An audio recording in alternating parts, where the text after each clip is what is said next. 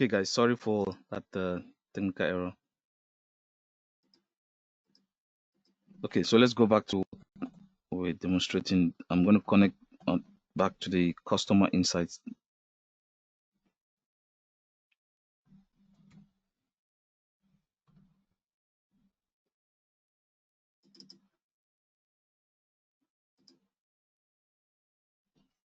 Can you see my screen? Yes, we can. Okay, awesome. Yeah. So let's go back. I'm going to repeat this again. Sorry, I lost the Excel document, so I'm going to repeat it all over again. Okay, I think this should be it. Let me see if it can load. Okay, so yeah, this is it. But this is the one from the first. Let's see if we can. No worries. I will just repeat it all over again.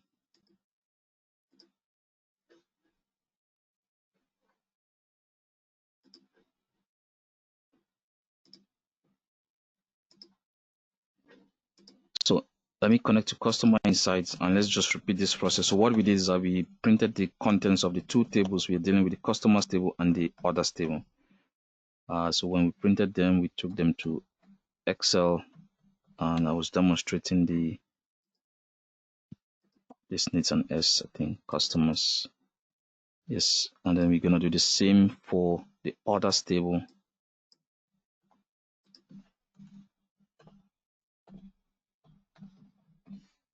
Right, so if I print out both,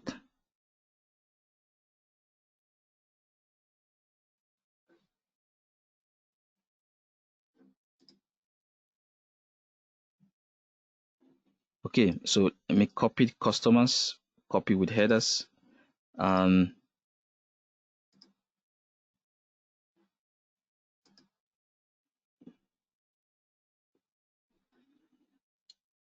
I'm gonna paste it right here.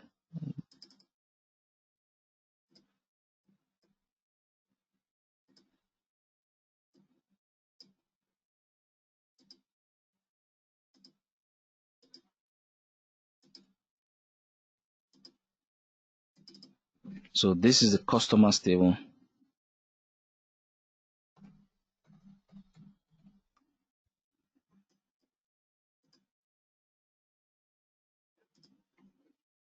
And I'm going to do the same on the orders table. So let's go copy the result, copy with headers, and I'm going to put it right next to this. So this is our orders table. So first condition that must be met, this is very mandatory. The two tables you want to join must share a mutual column. Right, so a mutual column is simply a column that is common to both tables. So we have the customers table and we have the orders table.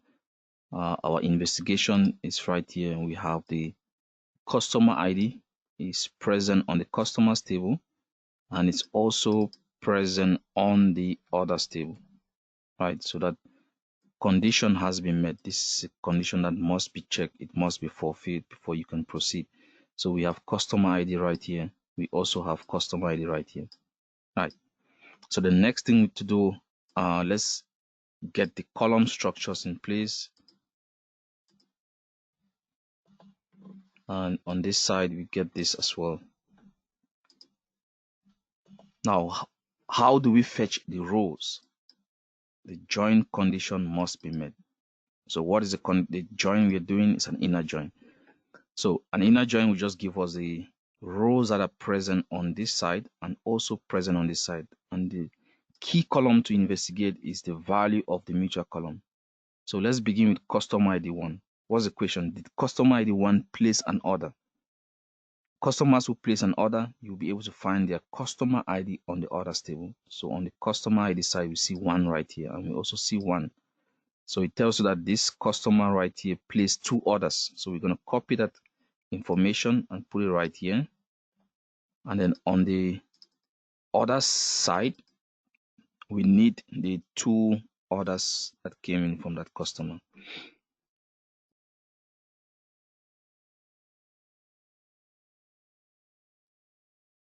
So this is the first one. I'm going to copy this and put it next to that because this is the other information placed by this customer. You see, it's the same customer ID. This is very, very important.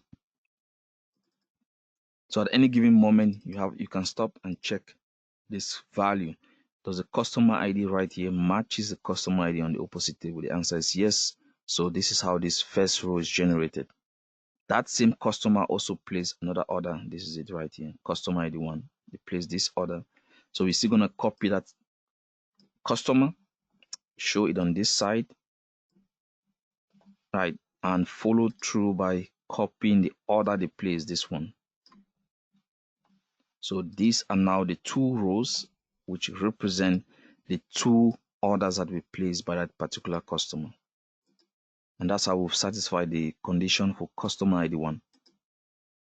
You can see clearly they placed two orders, this and this. Now let's go to customer ID 2. Before bringing them into the result, let's first of all check, did they place an order? Remember, we are looking at the intersection, which is what? Only customers who place an order. I think I did lost all the...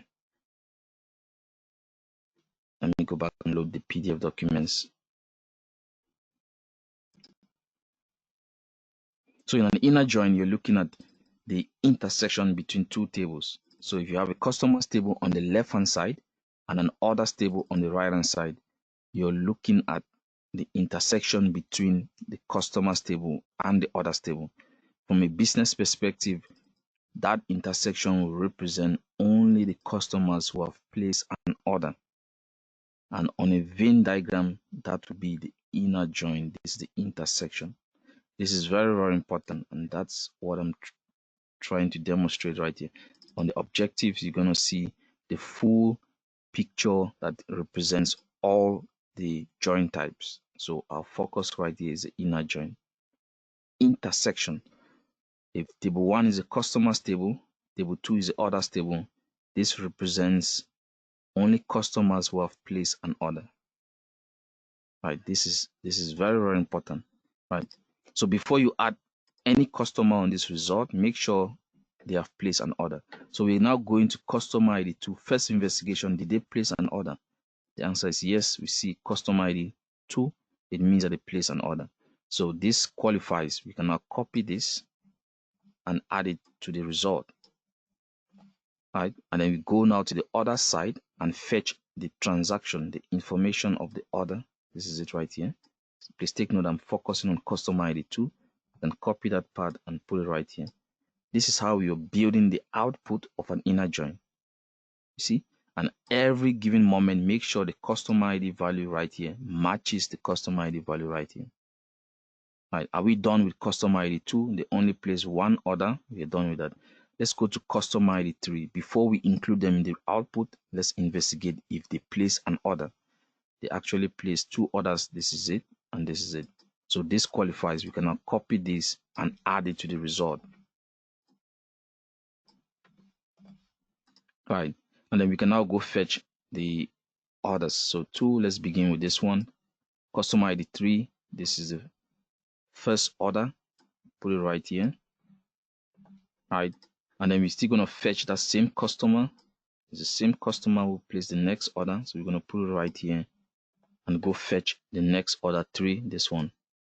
This is very, very important. You see, it is more powerful than the next phase, which is to demonstrate the coding, because anybody can write the code. That does not make you the data analyst, but then understanding, what is happening behind the scene when you write that code and click on execute. This is what the system is doing behind the scene. You see, this is not feasible for us to do in a company. Company is dealing with millions or billions of customers. You cannot be building this manually. That's why business intelligence is very powerful. Right. In some companies, they do this manually. So that now with the new technology, with SQL, with the SQL language, you can just write a simple code and the thing will do this for you and just generate the result and show it to you. You see the pain we are going through to build this. Just for what? We are dealing with just 8 customers and 8 transactions. Think of Amazon. Think of companies with millions of records, billions of records. Can you do this in an Excel document? You see? All right, so learning the SQL language is very powerful. You don't need to do this. I'm just demonstrating this so that you understand the process. Before we're now going to take you to the coding aspect where you're going to write a simple code and it gets the job done. End of story. This is the code right here. See? So yeah, we are making progress. So let me just go ahead and complete this. So we have the two orders from customer ID 3. We have them right there, 1 and 2. Before we bring in customer ID 4, simple investigation, did they actually place an order? The answer is yes. This right here, customer ID 4, they place one order. See, so this qualifies. We're going to copy this and put it on the customer segment of the result. And then we now go fetch the order they place. This is the order they place. See, this is very important. And we're going to put it on the order section of the result. We are done with customer ID 4. They place just one order, and that's the one order we can see right there.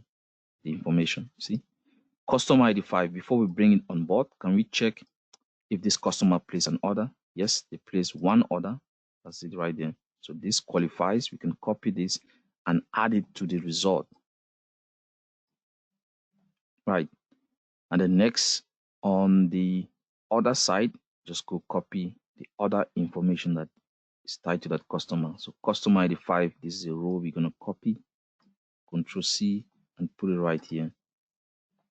All right, so we're done with that customer. Right. So let's go to 6. Did customer ID 6 place an order? Let's go to the customer ID section. You see, I'm not looking at any other column. I'm looking at the mutual column. This is very important. You don't see me checking on country ID or sales channel. No.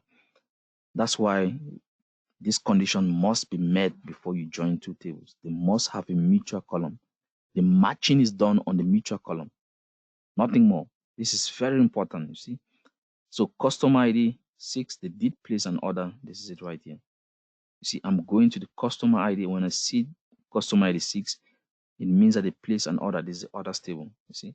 So I can now, this person qualifies. I can copy this and put it right here.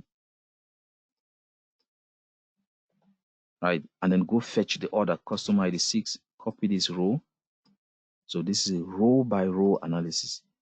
And for a row to qualify and show up in the result, there must be a corresponding match on the mutual column. This is very important. See? Right, and this customer placed just one order. So that's it. Customer ID 7. Did customer ID 7 place an order? Let's look at this. It doesn't show up. It means that customer ID 7 did not place an order. You see? They do not qualify to show up in the result. Why? Because we are dealing with an inner join, and the focus of the inner join is the intersection. This is very important. So inner join returns only the matching records. Right? Customer ID 6 has no correspondence. Sorry, customer ID 7 has no corresponding match on the mutual column. It doesn't. So they did not place an order. That's the business interpretation. They will be kicked out of this output. Easy. Customer ID 8. Did they place any order? If you go to the customer ID, they did not place any order. So this is the end of that inner join computation process. It ends right here. So we are seeing only the customers who place an order. And is it possible for one customer to place many orders? It's true. That's possible. You can see customer ID 1, customer ID 3, they did place multiple orders. And this result right here is what you see in that PDF document right here. And I did include the matching so that you can actually see. And this is it right here. If you all, I know you all are excited now for us to go and do the coding. I'm also very excited to go to that next phase. But before we get to that, any question, please, if you need any clarification, let's address it. And then we now go to the coding aspect.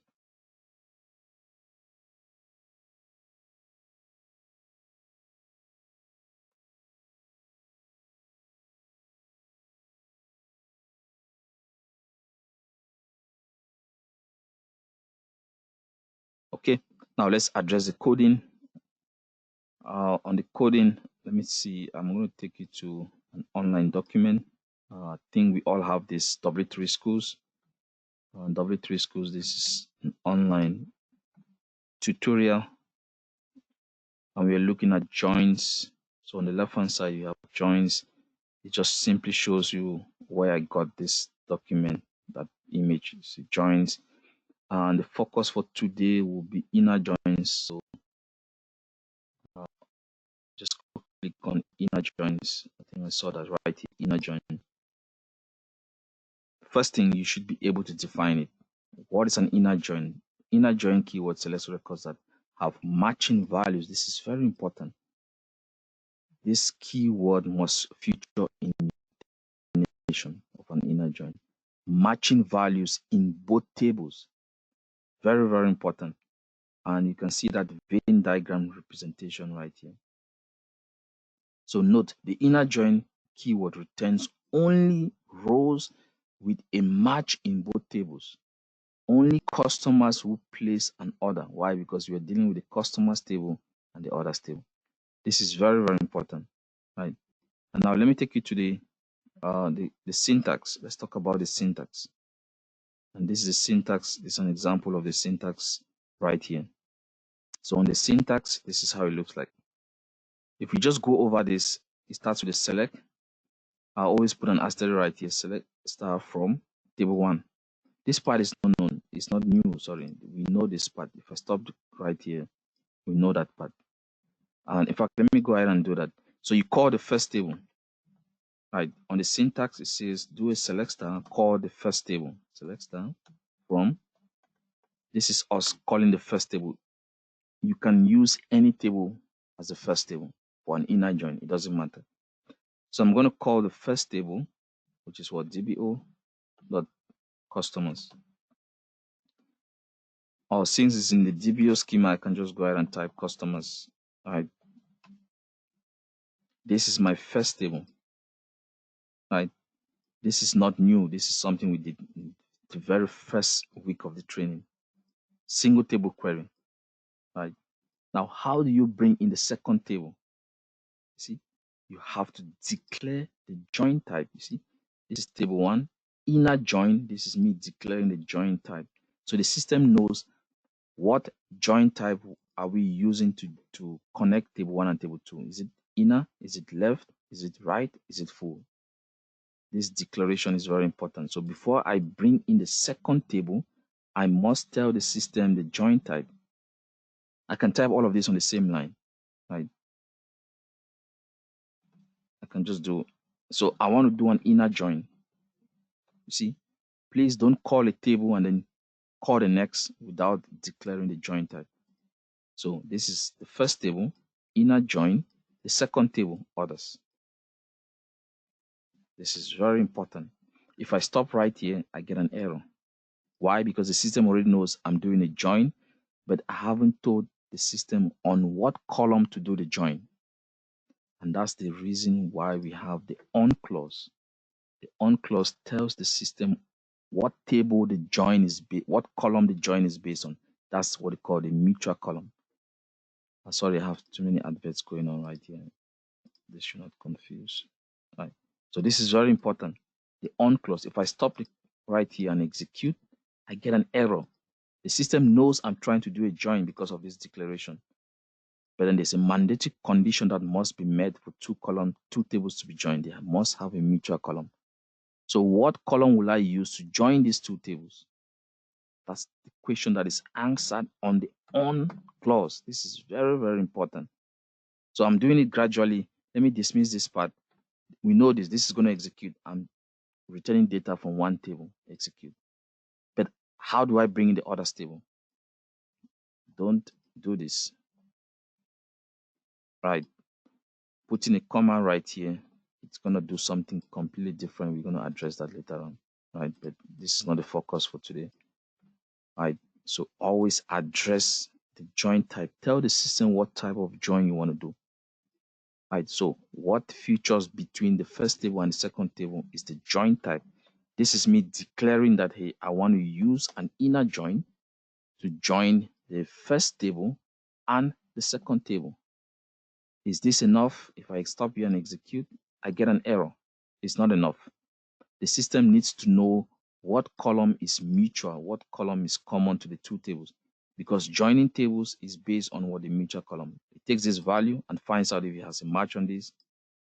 You see, it creates the match, you see. So that mutual column must be defined. So, and it is done on what? The on clause. So please remember the on clause carries the mutual column. It kind of defines how the join will be built. So I'm saying that whenever you go to the customers table, so let me show you something. I cannot just type the mutual column customer ID equal customer ID. You see that? You see the system underlines customer ID. This is what we can do if the names are different. Right? If you tell the system, give me customer ID, take note, we are already combining two tables, and each of these table has a customer ID. So when you put that code in your query, the system is confused, and that's why you have ambiguous. Ambiguous means it's open to multiple interpretation. So the system can find customer ID from the customers table, and the system can also find customer ID from the others table. So an ambiguous column simply means it's a column that can be traced to two tables. Of course, we're not dealing with two tables. So which is which, you have to be much more explicit. And that's why the syntax tells you reference the table name before calling the column, especially when you are dealing with identical column names, because then the system is going to get confused. So to solve this ambiguity, we have to tell the system here the version of customer ID I want right here is the one that is coming from the customers table. So I'm going to put the table name and then I put the column name.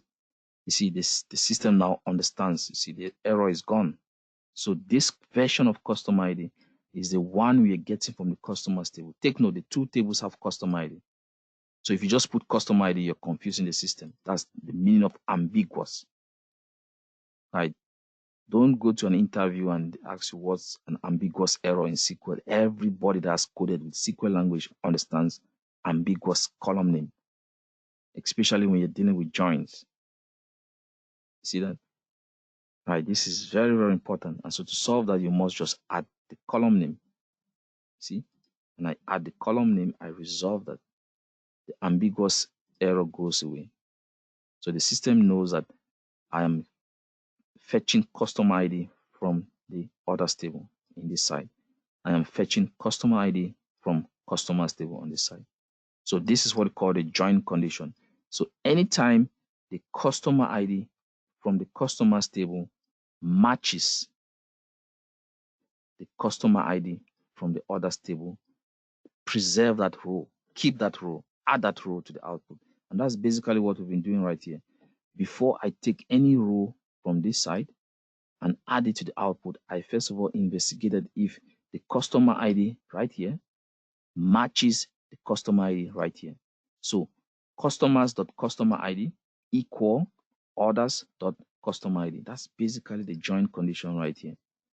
This is the best explanation you get for joins. This is very important. See, so each time the customer ID from the customers table, that's what we are meaning when we say customer.customer ID, matches the customer ID from the orders table, keep that row, show that row in the result. And that's basically what we did.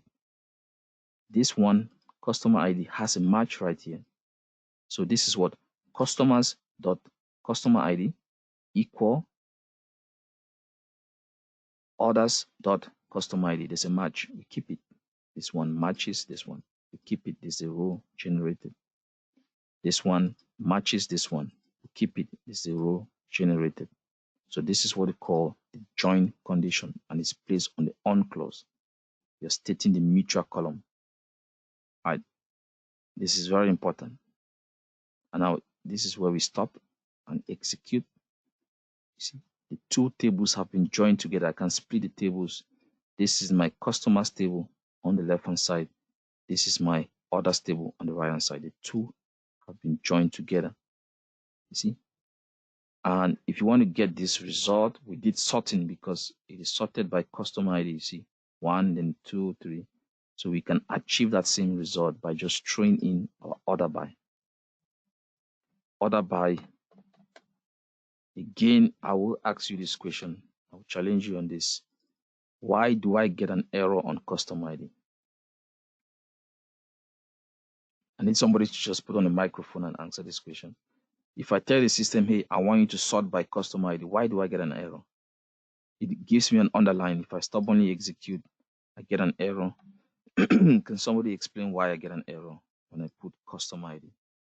The column is valid, but why does the system, again, take note, this is that ambiguous column name. When you join two tables together and they happen to have the same column names, customer ID can be found on customers table. This is it right here. This is customer ID from the orders table. The system is confused. Are you referring to this one, which is from the customers table, or are you referring to this one, which is from the orders table? So this is not precise. And that's the challenge you run into. It's not actually a challenge. It's just you have to just be precise. So when you're joining two tables, you have to understand this concept. If I take this same order by and put it right here, you see, this is a single table query. There's no way the system will confuse this customer ID as something coming from this, no, or this. This is one table. We have only one customer ID on this table. So if I say order by customer ID, the system is not confused. It is going to proceed and sort it.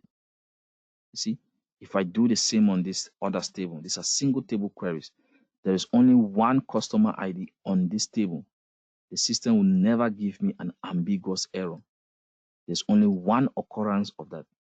But then now take note, when you join two tables, this is join, execute, you have two columns on the mutual side. See, this version is coming from what? From the customers table.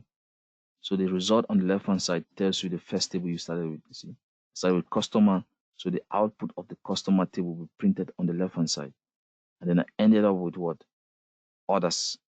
If you stretch both hands to the screen, your left hand will be on the customer side and your right hand will be on the other side. And that's how the system prints the result. On the left side of this result, I have my customers table, and on the right side, I have the orders table. Right? This is very important. Let me repeat that process again. I think we did something like that last time. Let me highlight this zone. This is what we're getting from. Oops, I wish I can.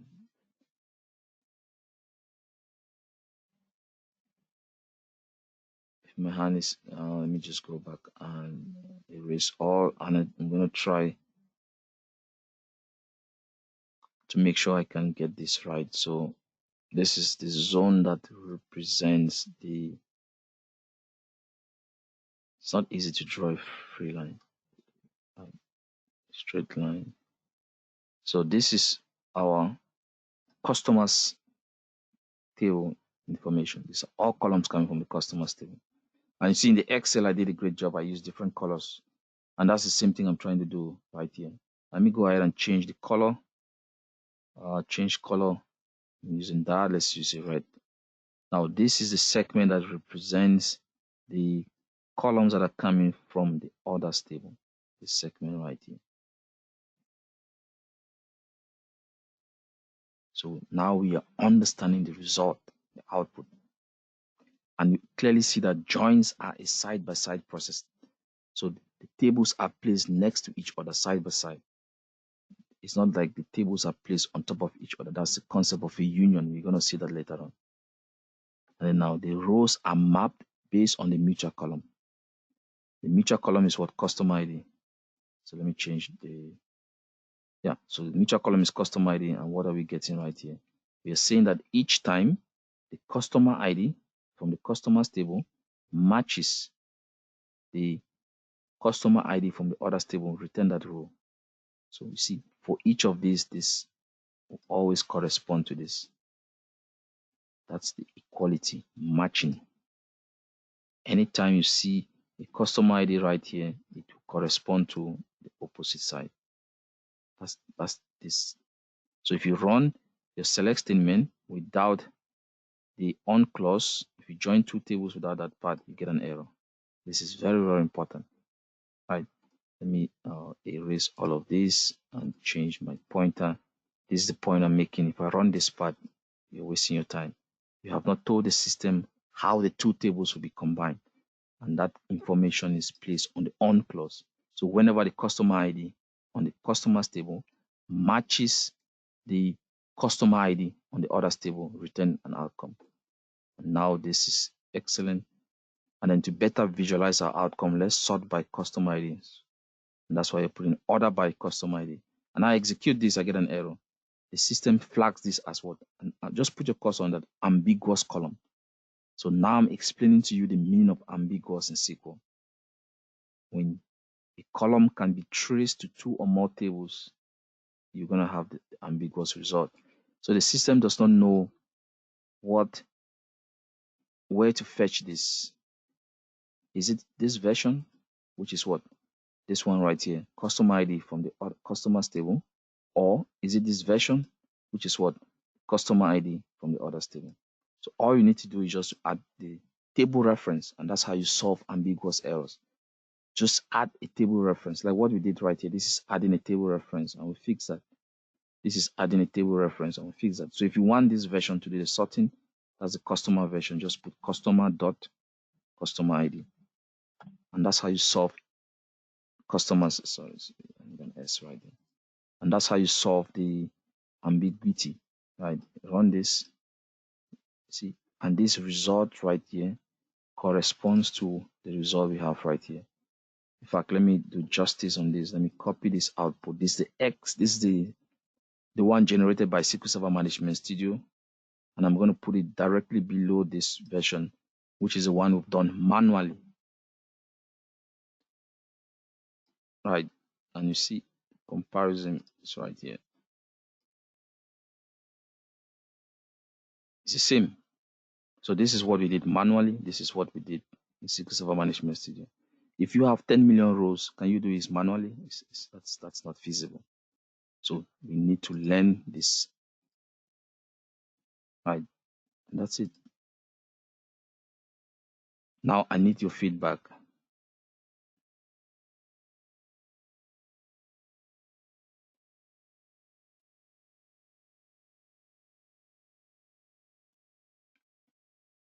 Is this understood? Right. Joins are very important. They will always show up in interviews because companies store information across multiple tables, and when they want to build dashboards, the information is stored across different tables. Right. You have to first of all figure out a way to combine those different tables. And combining tables together is the join concept.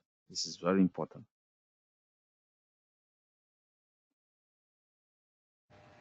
Hello. Yes, question. Yeah. Yeah. For the where your mouse is pointed to, Right. orders dot customer ID. I'm getting error. Okay. Let me share your screen. So this is, please, let's build this. Make sure you build your own copy and let's start exposing ourselves to this concept. And if you have any error, just let me know. So I'm going to begin with Tunde. Let me share your screen. Let's see what you have and see how we can troubleshoot and fix that. Please build your own version of that the join concept. So I see you have orders.customer.id. Yeah, remove that dot. Oh. Yes. Yeah. Yeah. No, it's not. It's not stored like that in the table. It's just customer ID. Okay. I think, yeah, something like that. So yeah. Yeah. Go ahead and Okay. I thought execute I that. was missing something. Thank you. Excellent. Yeah. I like this. This is good. Okay. Okay. All right. Let's see. I got a question. Let's say something. Oh, let me share your screen. Let's have a look. No, no, it's everything is fine on my side, but I have a question like regarding the joins, right? Join. Okay. Yeah. Because in this case, we could also use like the first shop and the date shop since they both have the same value. Or is that something that's possible in this situation? Okay. That could be possible on a business requirement where you're asked to join two tables. So where, and the condition necessary is that they should be the first shop date should match the, okay, is it first shop on this side and date shop on this Date side? shop. Yeah, those scenarios you can actually throw that in a where clause. Well, yeah. Yeah, or yeah, you can also put on the join. So on the join condition, you can put, and this works like a where clause. So all the things you know in a where clause, you can mimic them right here. This is very important. So some other person will add that to the join condition, or they can add it on the where clause and say, hey, after the join has been done, only show me those cases where the date of the first shop is equal to the date of the date shop. So you can just add this where first, right, first shop, that's the date, equal to the date shop. So the system will build a join like and give you this result, and then go in now and then do the matching. So this is going to be treated like, was that date shop? This is going to be treated like an extra condition. All right. Some people will also take this condition and add it on the on clause, but most likely I prefer to put it, you see, and now nothing, you see, nothing qualified. All right. But then the goal of this question was to only show those customers who place an order and the total transaction. So this is not a condition you include, right? But then it is also important that you understand, for example, let me go back, and so we've built this, right? Now I can add a condition. So only show me those customers who have placed an order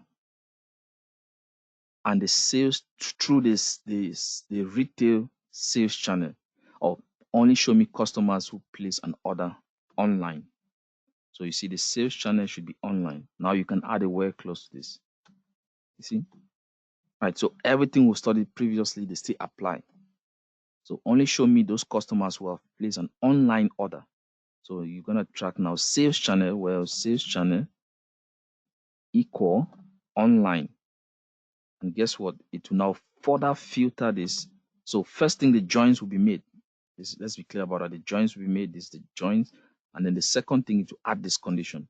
And upon adding that condition, you see online is this 1, 2, 3. So out of the 8 rows, we are down to what? 3 because of that extra condition. Only show the online orders that we placed by customers. So first condition, the customers must place an order. That is what the inner join will address. And then second condition now should only show the online orders. That's something that goes to the where clause. Right. Please take note, this condition does not involve any aggregate function, so it's a job for the where clause. Right. So gradually we're going to be expanding to this. But remember, every other thing applies. Joining is just bringing those two tables together. You can now further add other aspects. Right. I think I did prepare a slide for this. Let's see. Now, yeah, let's make this much more organized. I want us to go to this. Let's do first thing. Have we talked about this? Yes, we've executed the script. We talked about this, not yet. So proof of concept, inner joins. Yes, let's talk about this. So let's go ahead and open this. What is that? Proof of concept database script. Proof of concept. Okay, yeah, let's talk about this. Yeah, that's the next thing we're gonna do. Let's open this. I want us to discuss this, and then we can. So I will go to the open file and target the proof of concept SQL file. Now this is week 3, day 2. Let's go to week 4. Week 4, day 1, day 1. So proof of concept inner joins. Let's talk about this. It's still that demonstration, but then this one we backed by SQL stuff. And this is coming from this website. Right. So again, this is just that further illustration of this concept. Let me share this on the chat window.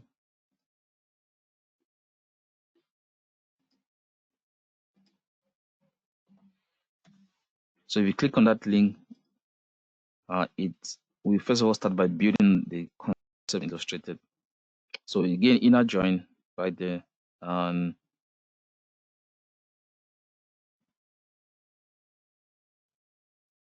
I want to go all the way to the bottom so you can see.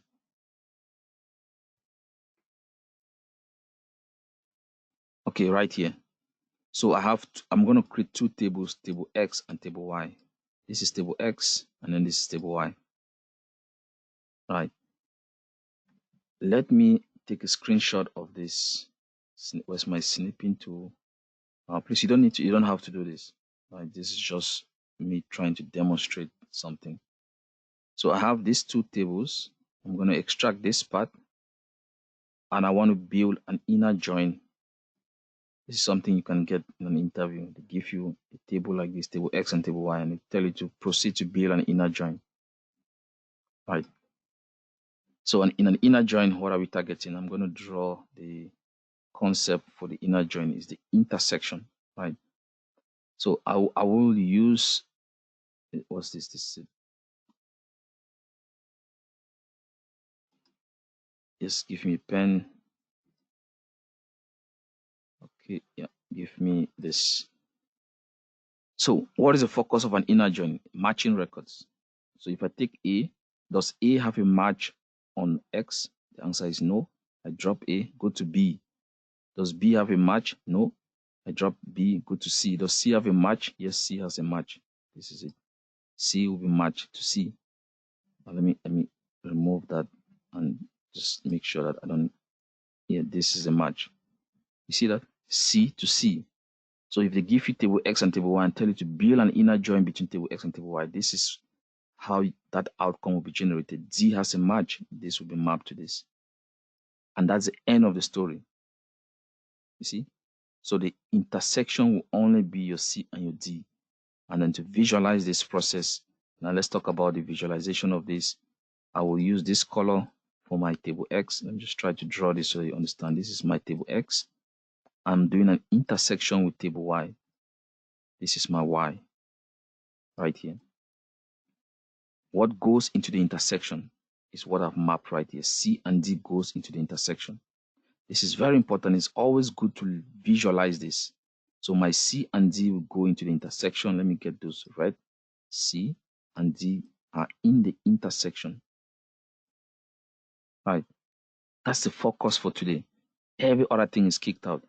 A and B, they're on this side. This is just a revision for those who recall this process in I think we did this in primary school or secondary school. Right. A and B are going to be on this side. Right. So let's just put A and B on this side. They are inside table X, but they're not part of the intersection because they're not present or common on the opposite side as well. Now on Y, we're going to have E and F are going to be on this. So from tomorrow, you're going to start understanding the full picture of this. For today, it's just the intersection, right? So E and F, they're going to be on this side,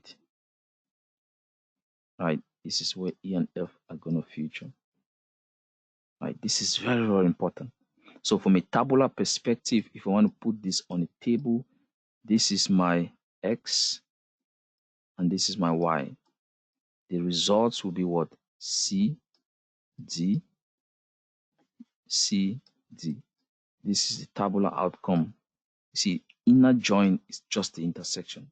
C is mapped to C. C from X is mapped to C on Y. This is the result you get in SQL when you execute this query through an inner join. Right, this is how you're going to build that, and this is the result. You see, this is the output for an inner join. X, CD, CD. And that's the same thing we have right here. You have to know how to navigate this, right? And then learn how to code it. So the goal of this script is just a proof of concept, again, to demonstrate that so that you understand it, right? So please go ahead and just highlight this segment. You see this segment right here, highlight it all the way to you find a line and you stop. The first line, this is building that database and creating the two tables, X and Y. So we are going to create a database called SQL joins. We create table X, create table Y, and then we insert the values into table X and insert the values into table Y. So please highlight this zone all the way to the line, the first line, and just click on execute. Execute only once. Stop right here. When you see that line, stop, and you click on execute. Don't execute it more than once, only one, right? And then you can now go to your database. You'll see a new database has been created called SQL joins. And that's the table we are using for this demonstration, SQL joins, right? And then at the very bottom, we can now start building the inner join. When you execute, can you just close that script, because students will stay on the script and keep executing. You keep adding more rows to the table. So when you execute, just shut down that script. The goal is I've generated that database. Please close the script when you execute it. All right. And then we're going to open a new script and start building. All right. So I've demonstrated the inner join between table X and table Y. We now have table X and table Y. So I'll open a new query and connect to the SQL joins. So this SQL joins database has our table X and table Y. SQL joins. Right, if you go to it, you're going to see SQL joins. You're going to see two tables, the table X and the table Y. And what do we normally do? We write two separate statements to connect to to print out the two tables so that we explore them better. Right. So please proceed and do a select star. Do this on a new.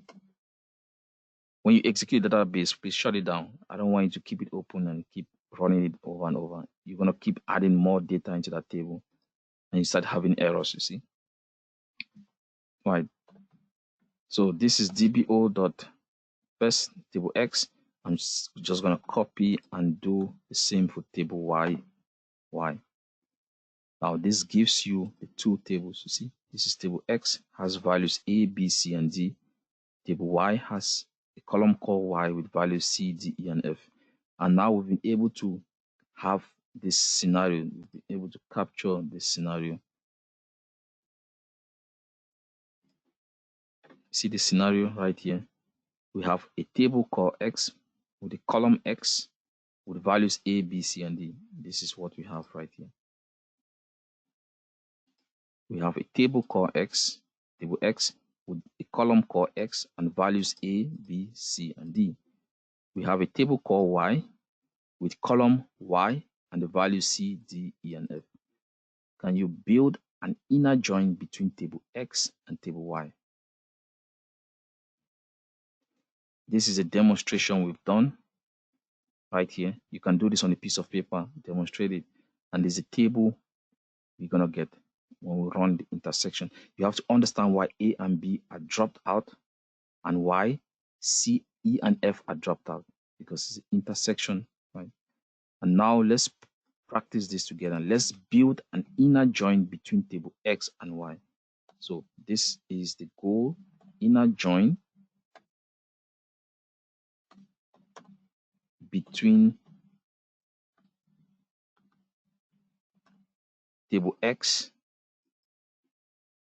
and table Y. Inner join between table X and table Y. And remember, the join syntax is what we saw previously. With time, you will not even need to reference the join syntax. When you do this over and over, you understand. There's no need to memorize this. And you just have to follow the steps. What's the first thing we do? It just call one of the tables. How do you call a table? Is what we just did above. Select star from. In an inner join, you can begin with any table. The order of the table doesn't matter. That's one very important thing about an inner join. So I begin with table X, I execute. This is a single table query. That's not what we want to do. We want to combine X and Y, table X and Y, into one. What is a join? Before you bring in X, Y, you have to declare the join type. I will use an inner join to combine X and Y. This is it. So I do table X inner join. This is my declaration. I want to use an inner join to combine. Now I can bring in Y. When you do this step by step, you don't need to memorize, you understand it. If I stop right here and execute, I have an error. See? Why? Because I haven't declared the mutual column, that's the on clause. This is very important. The on clause is part of the join syntax. So this is the part, don't forget this part, right? So that part is very important. It guides the system. You see, if I stop right here, it's a single table query, select star from table X. I will get a result. If I do inner join and I run it, I don't get any result. You see why? Because I've set inner join, I haven't declared the table. So now I declare the table, I get this. Yes, you've declared the table, but you've not told the system how the join will be built. The on clause, very powerful, you see. And that's how you end up knowing the syntax. Even if they wake you up from sleep, you'll be able to write a syntax that will join two tables together, right? So what do we have? It's just one column on this side, one column. You see? So I can just put my on clause X equal Y, column X equal column Y. Stop right there and see if the system will give you an error. There is no ambiguity. Column X can only be traced to table X. Column X cannot be traced to table Y. So there's no ambiguity on this. Y, column Y can only be traced to this. So as long as the mutual columns don't have any, they're not duplicating across the tables, you don't have any ambiguous error. This column right here, X, is only found on table X. This column right here, Y, is only found on this. So there's no need to go and put table X.X. You see, there's no need to do this table X.X. That's you're telling the system, I want the column X from table X. You only do this when there's ambiguity. That's when this name is identical to this name. But right now the names are different, so we don't need that column, that table reference. See, this solves the job. You see, execute. And that's the same thing we demonstrated right here. We showed you the Venn diagram. Intersection is this. Those are outside the intersection. SQL does not even care about this one. The goal is what inner join is the intersection, right? So you don't even need to show the ones that are outside now. In this, you see, the green zone, intersection. What are the values that are present on this table and also present on this table? That's the intersection. And that's how we ended up with this. And that's the same thing the code as the database engine has generated. An inner join between table X and table Y gives this.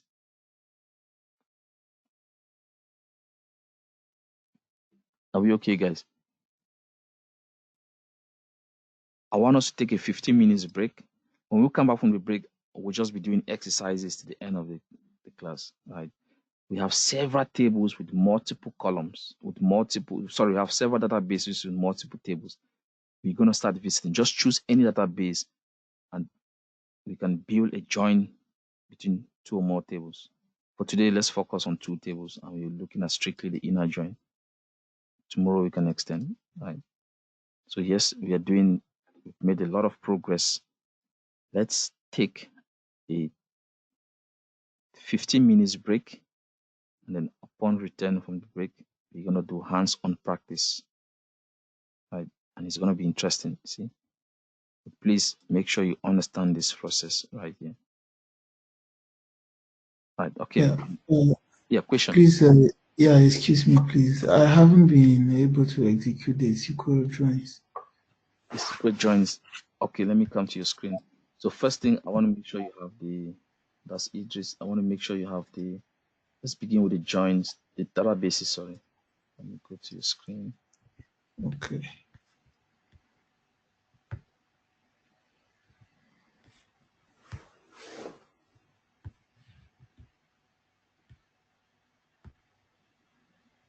Okay, can you maximize your screen as your management studio? Click on that button to zoom. Yeah. Excellent, right there, yeah. So let me see, which one were you trying to execute? So we have, okay, this one is the POC joins, proof of concept joins.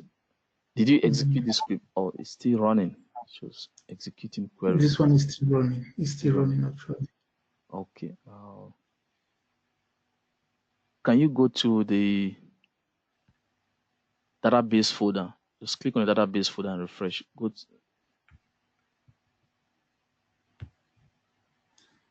Yeah, you can. There's a bar. There's a scroll bar. You can scroll to the top part. Yeah, right there. Click on that bar and then pull it upwards so that Okay. yeah, it will show you the Now you see now you can refresh. Click on the refresh button. Okay, and then let's see. So you have POC joins.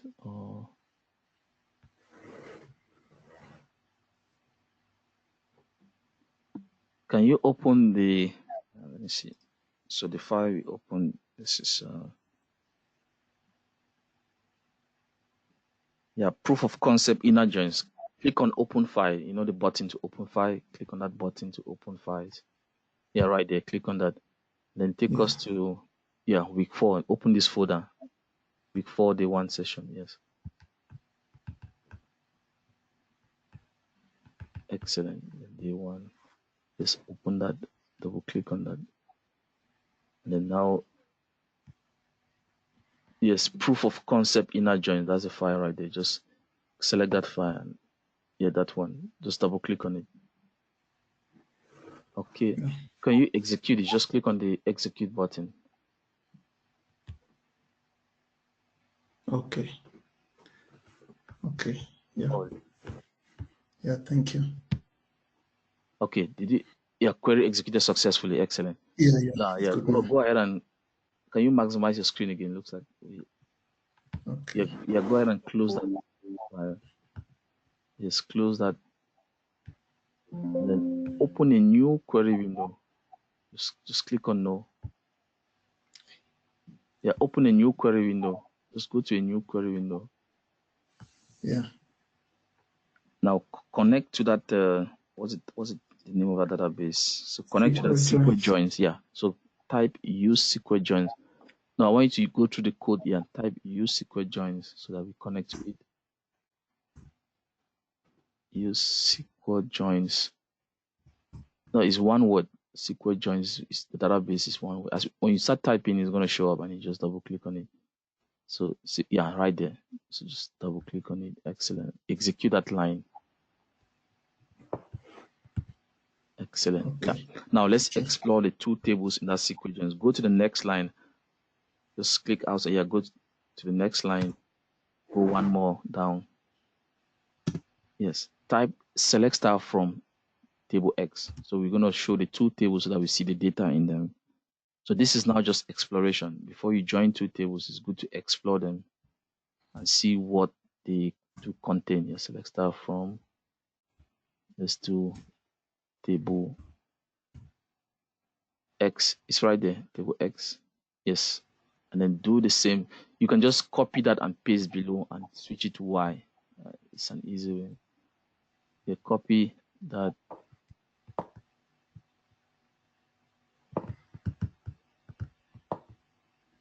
Excellent.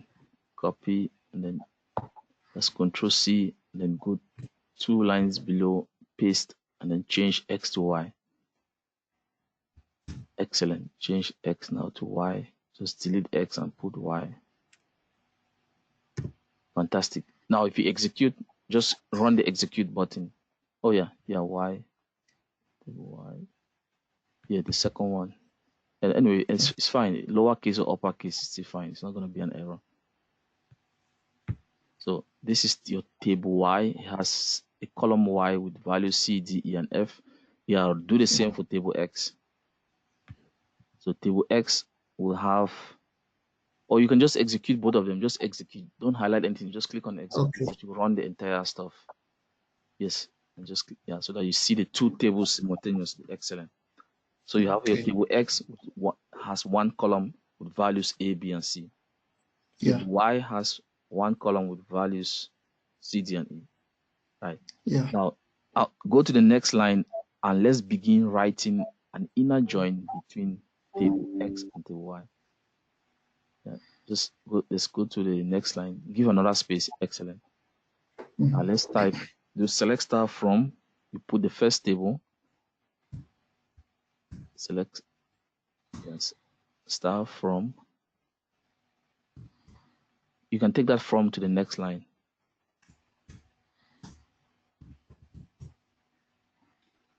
Yes, and then put the first table as table X, just type, is going to show up. You just double click on it. So once that typing is going to show up. Excellent. So this is just one table, right? For you to now Yeah. call in table Y, you have to declare the join type. So put a space and type inner join.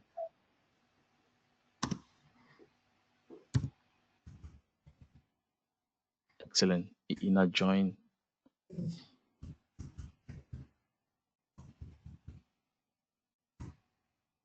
Yes. So now you can call in the second table, which is table.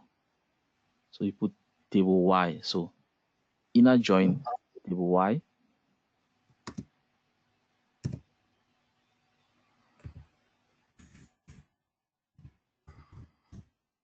Yes, table Y is showing up right there. Excellent.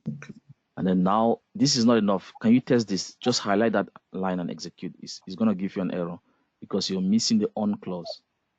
Yeah, that's a very important part. I want you guys to see this. So when you just call select star from table 1, inner join table 2, it's not enough. You need that on clause. So can you go to the next line? Click at the end of that line, enter. And then we're going to bring in the on clause. Can you indent a little bit? Just go in a little bit. It's just formatting. It's not a syntax error if you don't indent. Now put the on clause. Yeah. Yeah, just put on. Just type on, on, except, yeah, on. Yes, this is the on. Now you have to state the columns that should be used to do the mapping.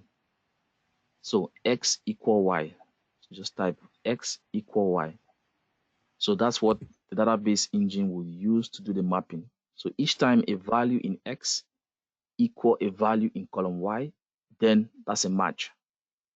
We're going to return that row. So that's the on clause. And then I ask the question, why don't we put table x.x and table y.y? Because x and y is not ambiguous. So now if you highlight that entire code and execute, that's how you join two tables. See, execute, and you're going to see the two tables have been joined, and it has restricted the rows only to the matching ones. You see that C from X matches C on Y. Yeah. On X matches D on Y. That's an inner join. You see that? This is excellent. Yes, so let's take a break, and then we'll come back from the break. We're going to see more examples across different databases. I want us to really practice this over and over. So Idris, that's excellent. I think we deserve a break. Yeah, let's take a break. Okay, I will just go ahead and set the timer, and then we can. Okay, set the timer. Okay, let's take a 15 minutes break. This is 15 already. Okay, so see you after the break.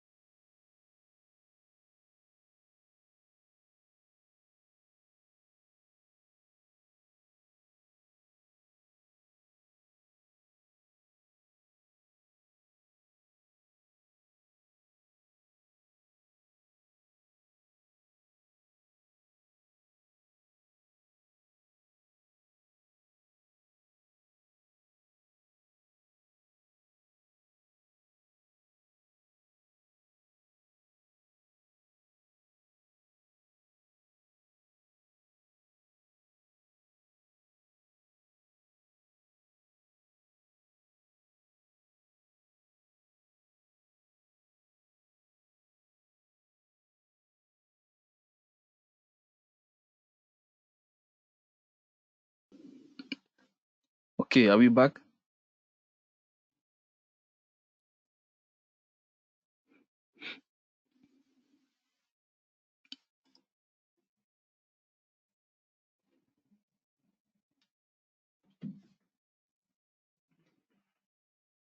Okay, guys, I want us to execute a couple of databases. Let me go back to the list.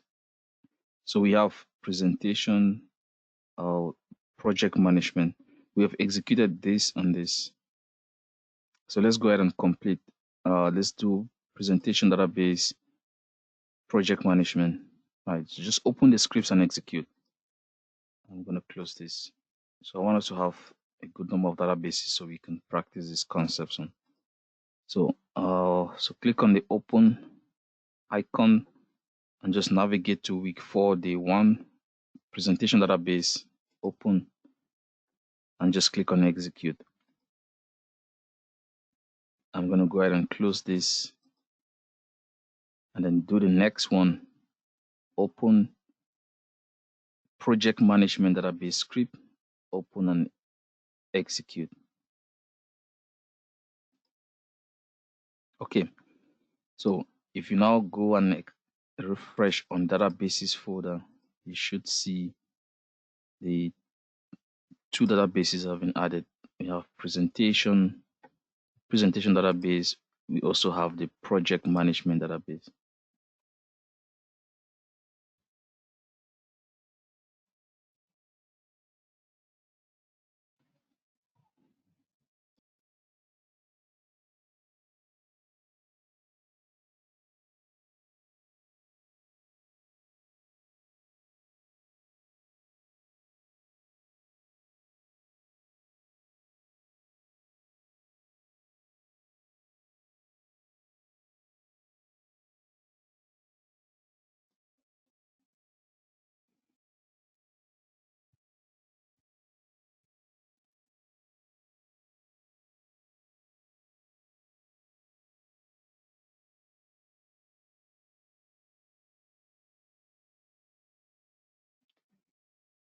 Okay, I think now we're ready. I'm going to open a new query window. And I want us to look at the presentation database. And I need somebody to, I'm going to list out the series of questions and we can just start working on them. So let's explore the presentation database. So use presentation. Right, I'll need somebody to volunteer and build a join, an inner join between I think we have a student table and so student and project. Those are the 2 tables we have. So you have to first of all start by exploring the 2 tables. So if I connect to presentation, select staff from the exploration right here tells you that the student table is on the research schema. So you cannot put dbo.student. It's not going to recognize that. So you have to use the schema research. Now you can put .student. This is very important. This is exploration of the presentation database. The 2 tables are in the research schema, right? And you can also do the same for the project table. It's a very simple database. So we have a list of students and the projects they are assigned to. That's what this database is tracking. So for example, you see the student table right here. We have 41 students, and on the project table, we have this number of projects. See? Now, when a student is assigned to a project, we're going to know from the student ID on the project table. So what student is assigned to this project, the title of this project is creating databases in SQL Server Management Studio. So this project is assigned to this student. Student ID is 122. If I go to the student table and I look at 122, Emmanuel is the student assigned to that project. You see? So if you're now told to generate a list which only shows students that are assigned to projects. So you have to join the student table and the project table together. So list of students assigned to projects.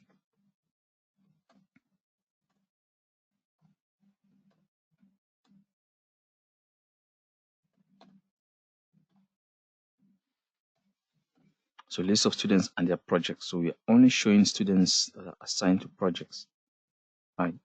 So this is the first task. I need somebody to volunteer and join the student table and the project table together. This is the first task. So I'm going to put this on the chat window, right? I need somebody to volunteer and work on that. In fact, I think I should just assign the names. So Idris, you can go ahead and work on that project. So this one will be assigned to Idris.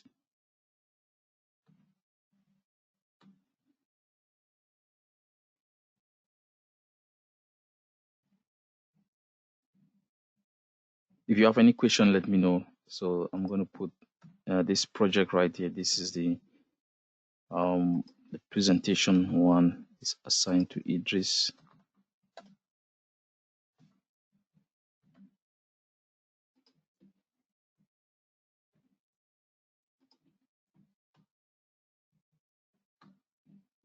Okay. And the next thing I'm going to do, so just copy it from the chat window and start working on that. Okay, the next project. So this project is going to be assigned to Lanita. So what database are we going to use?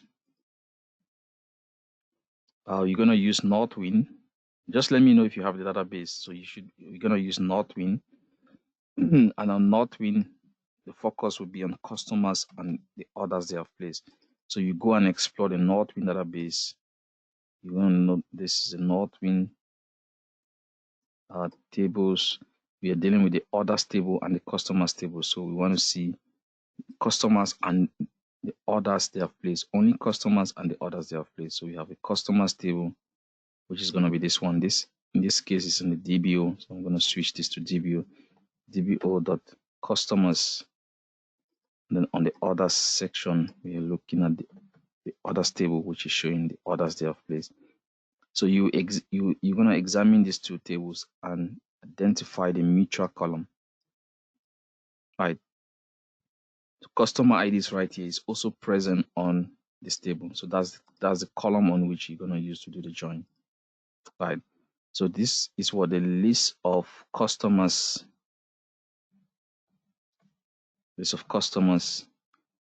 Please don't bother about the asterisk. Just return the asterisk. Focus, and my goal is for you to get the join correctly. And on the column names, just put asterisk. Get all the columns across the two tables. So list of customers and their orders. Right. List of customers and their orders. This is going to be the focus. Right. And I've already had the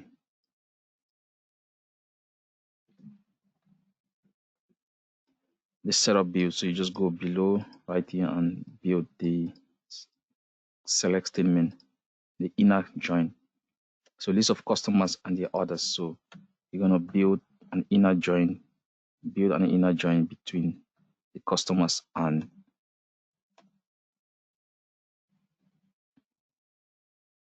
the orders table. So build an inner join between customers and orders table. Customers and orders table.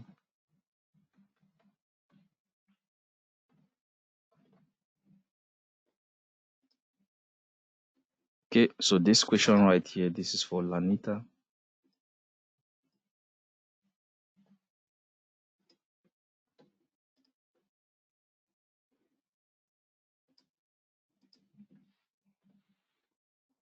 We had a database for okay, I'm gonna switch.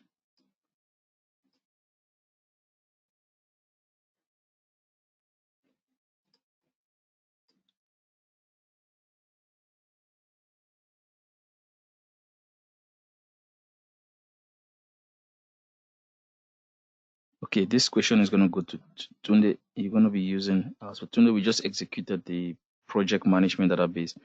So you find it right here on the list of databases for today. So you open this database called project management and execute it, run the script. right? And that's the database you're going to be using. So today you're going to use the project management database, right? And on the project management database, what are the tables we have? We have a managers table and I think a projects table. So the managers and the projects they're working on.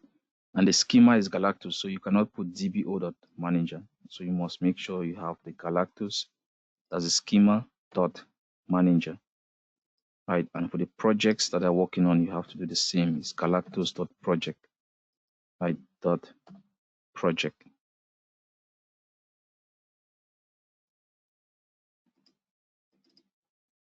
right? So this is the information you're gonna need. You have to investigate what column is common to the two tables. You can see there's manager ID right here on the managers table. There's manager ID on the project table. So this project right here is assigned to what manager? So the mutual column is manager ID. So you're gonna generate a list of customers. This in this case, your own is gonna be manager, list of managers and their projects, right? And just do a select star, give me all the columns. So list of managers and their projects. And so to answer this question, you have to build an inner join between the managers table, the managers and project table, the manager and project table.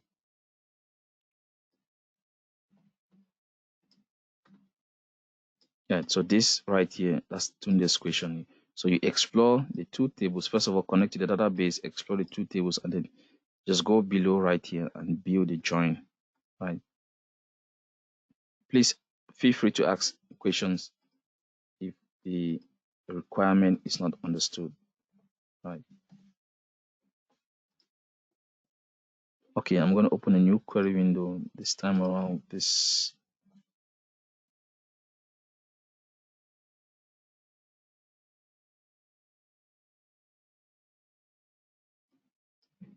Okay, Alex, let me see what database we have left. Okay, last time we talked about I'll take you to the inventory. Now, I think, inventory, or we can look at the finance analysis. It's a database we executed today. So for Alex, you're using the finance analysis database. If not yet executed it, just open this and execute finance analysis. So I'll switch your database name to finance analysis. Finance analysis. And so if I go and explore that table, database, what tables do we have in the database? So we have the customers table, we have branches. Okay, let me see which ones can be joined together. So DBO dot, let's take customers, right? Let's run this. Now, first of all, let me connect to the database, finance analysis. This is a customers table. And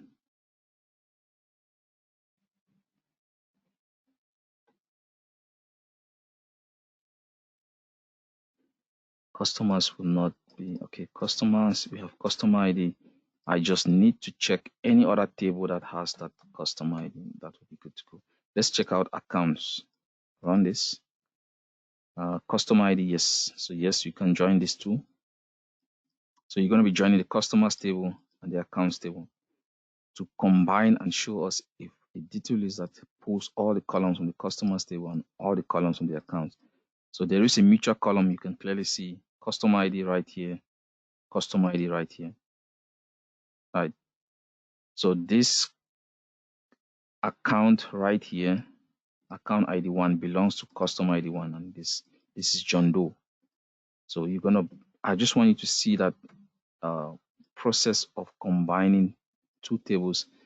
So in your case, you'll be looking at the list of customers and the accounts and their accounts. And that's an excellent way to achieve that objective. You have to combine. So you have to build an inner join between customers and accounts table, right? build an inner join between customers and accounts table. So you will be using the finance analysis database for that. And this is for Alex. Yeah. So I'm going to copy this and put on the chat window. So this is the build. Right. Okay. So far what we have a project for Alex, a project for Tunde. We have a project for Lanita, project for Idris.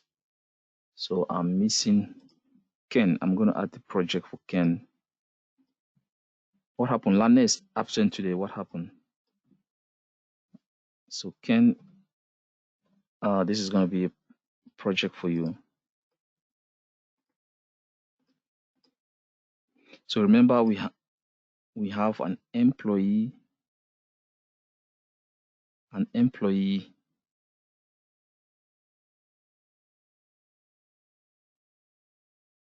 have an employee database. Ken, can you check if you have the employee database? I just want to make sure it's something we had previously executed. So check and make sure you have the employee database. So I want you to show all the employees and the departments to which they belong. So you will be using the employee database and you'll be combining the employees table and the department table. So use employee, you will be combining. So take note, is the HR schema. So on employees, you're going to use hr.employees, hr.employees, right? hr.employees execute, right? You see there's an employee ID right here. This is a department ID. So I think you're going to be needing the department ID to link it up with the department table. That's going to be the mutual column. So if I pull up HR dot department, it's right here. If I run both of them, what is a mutual column? Department ID is right here. Department ID is right here. So you're going to be using the department ID as a column to combine the two tables. So you will be combining those two, and the goal will be to list of employees, in this case employees, and the departments to which they belong and their departments. Right. So bottom line, you're going to be building an inner join between the employees table and the department table. Right. So this is for Ken. Right. Please, if you have any question on the objective, sorry, I didn't misspell this. On your requirement, let me know. So this is it right here. So this is for Ken. I'm going to copy this, put it on the chat window.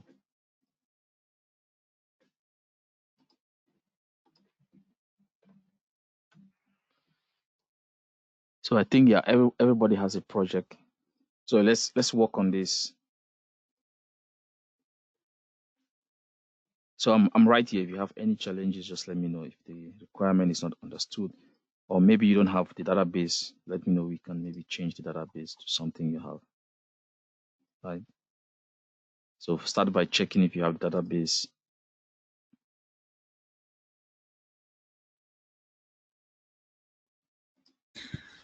Yeah, excuse me, sir. Sorry, I came a little bit late after the break, but I already have the. I just sorry I came a little bit late after the break, but I already have the presentation database. Or you have I the saw the presentation. Okay. yeah I have the question, but I don't think I know the way forward. Okay. That's Idris. Let me connect to your screen. Let's work on that together. Okay. Yeah. So for Idris.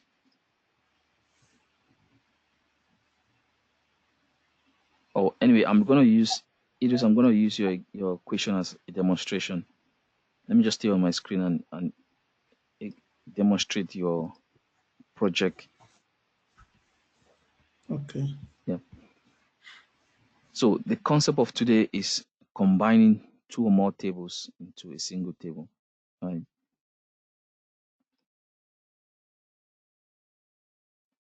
And this concept is very, very important. Every data analyst must know how to combine two or more tables into one, right?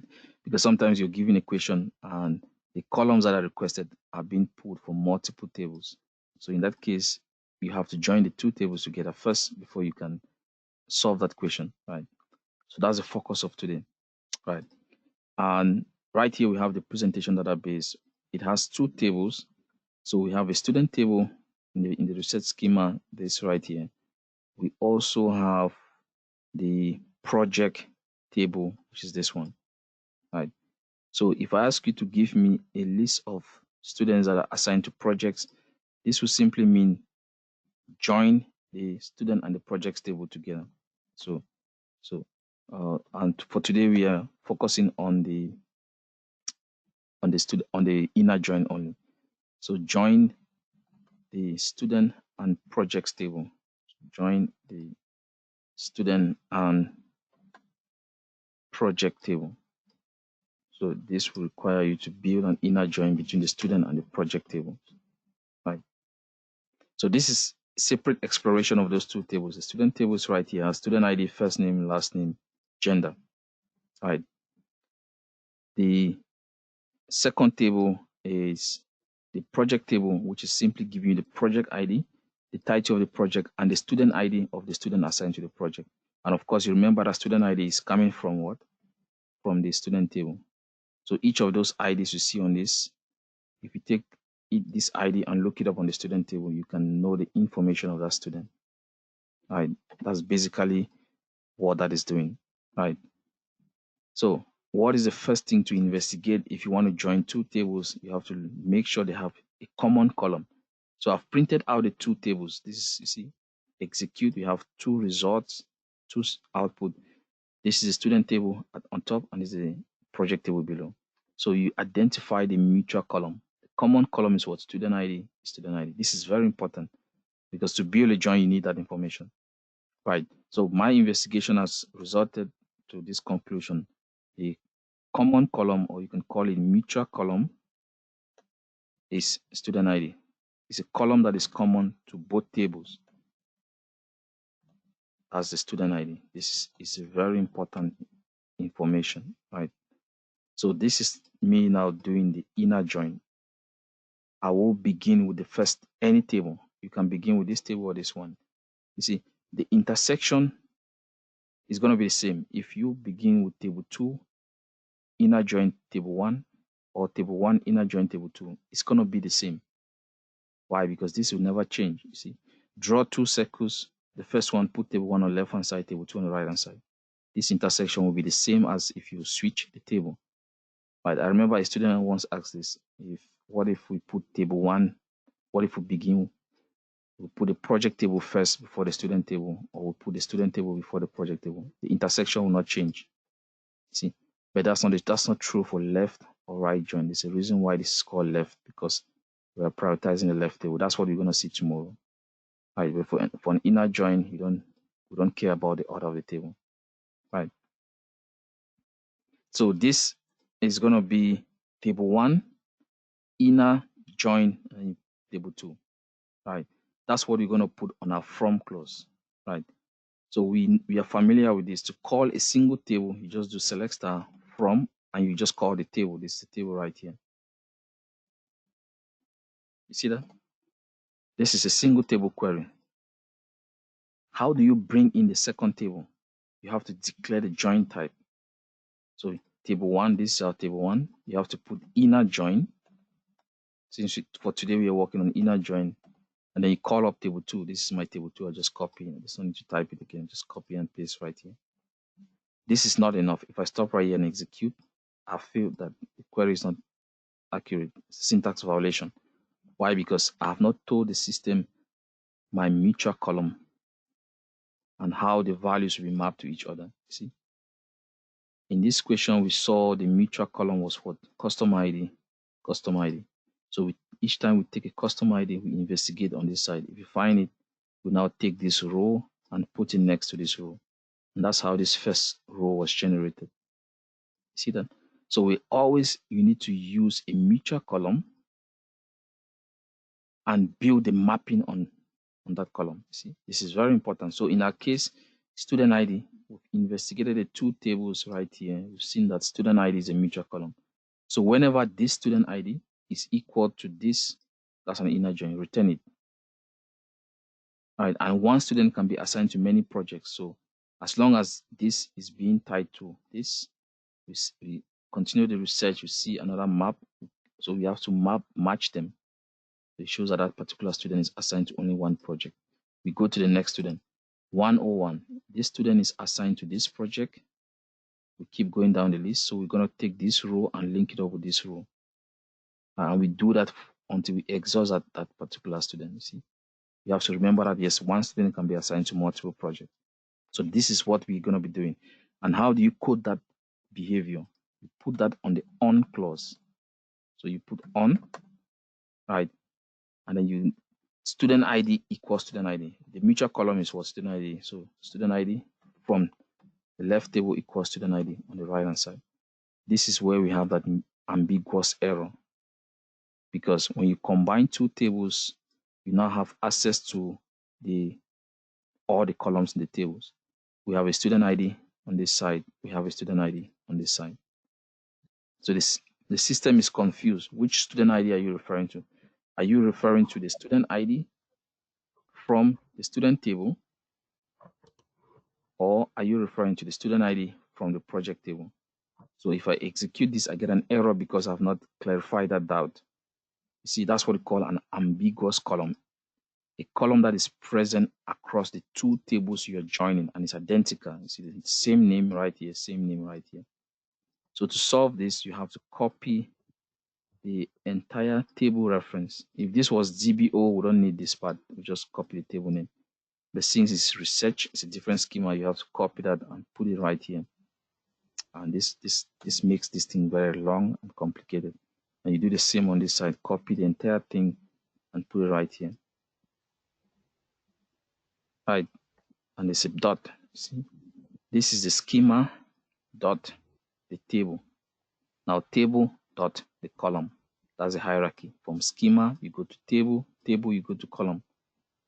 And now this is how you combine those. I really don't like this. See this long reference right here?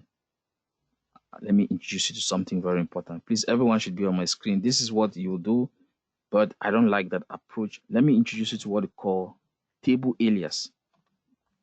Table alias. An alias is simply an alternative name you give. It's like a column alias. We've seen column alias before. So in a table alias, let me build this again using a table alias. So I do select star from, please stop me when you don't understand. Let's repeat this query. Let's call the first table. Right, paste it right here. You see this right here? That's my first table. This is what we call a table alias. You've used this word before, AS, and then I just put S for student. So it's an alternative name, a shortened name I'm using to reference this entire thing right here. So I'm just telling the system that moving forward, each time you see this, just reference it as S for student. So all of these long words right here, it will be called S moving forward, so that I can just kick out this part. This is S. Instead of doing research.student, I can just put S.student ID. See, that's what we call a table alias. So it helps in joins when you have long table names. This is really long. See, I can just say, hey, this henceforth in my query, I'll call this S. S is for the student table. I can go ahead and declare my inner join, and then I do the same. This is getting long, so I can move this to the next line. It helps. See, I can declare the next one is a project table. So I'm joining the student table and the project table, and I have to declare the join type, inner join. Let's also give an alias for the project table. So henceforth, each time you see this research.tbl project, call it P alias. So P is a code that I'm using to reference this. And then S is a code that I'm using to reference this. You see that? This is really beautiful when you understand it. Now, if I go to the on clause, this is where it becomes powerful.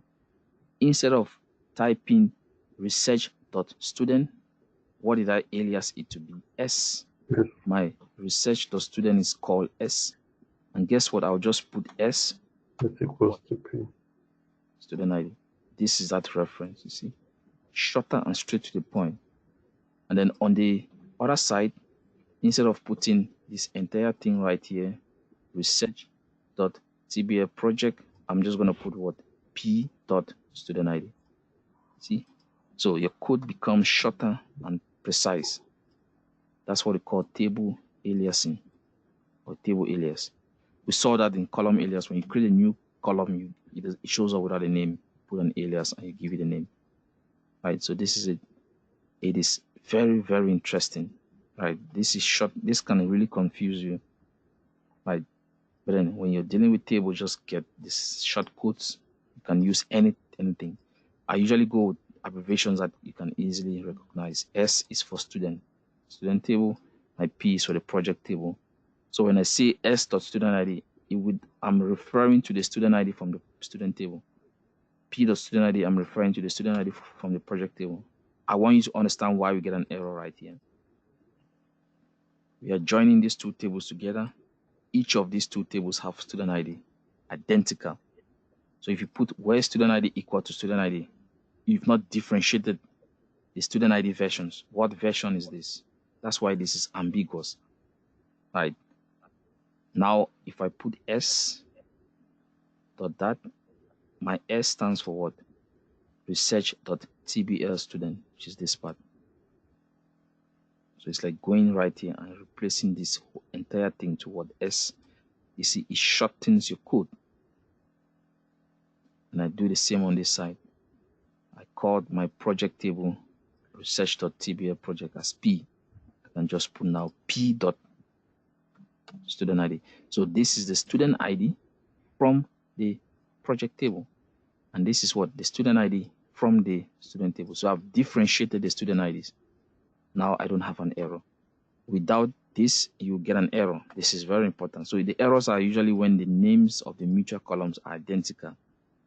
This column has the same name on this table and has the same name again on this table. So you have to now help the system to understand I'm referring to the student ID from the student table. That's my S. On this side, I'm referring to the student ID from the project table. That's P. Dot.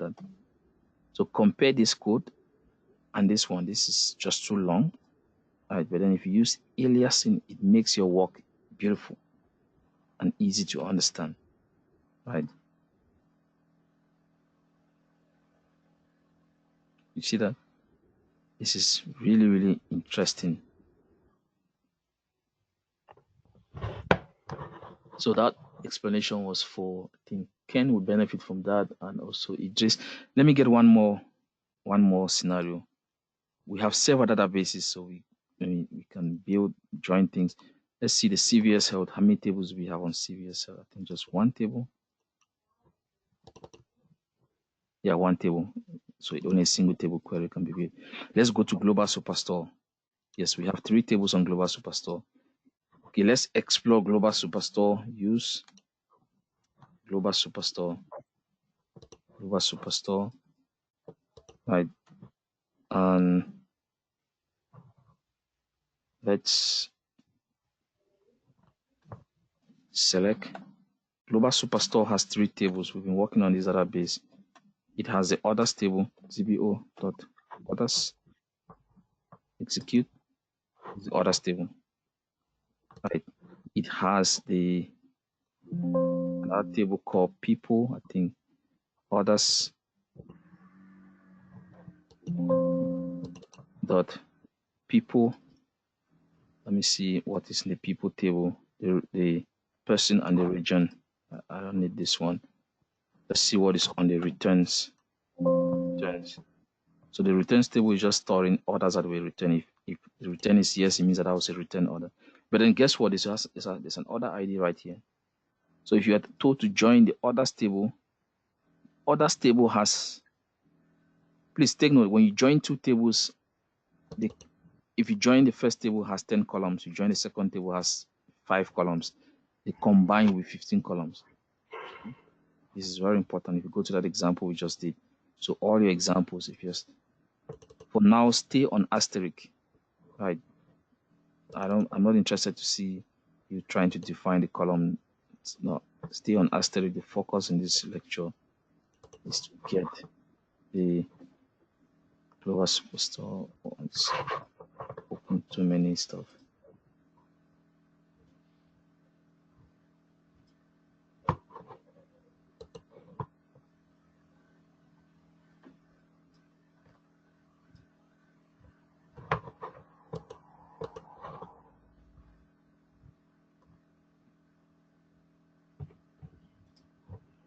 So yes, I can now replace this question. So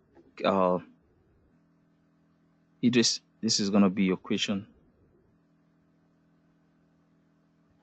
I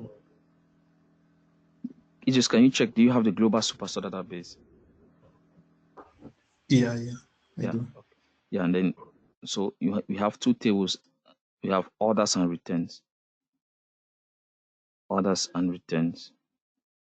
So this is a column you're going to use for the on clause. Order ID, order ID. That's a mutual column. So what is a mutual column? Is order ID. Order ID, order ID. So you will build a join. So list of orders and the returns. So list of orders, since we're talking about the orders table. So list of orders and their returns. So you will be combining the orders table and the returns table. So you're going to build an inner join between the orders table,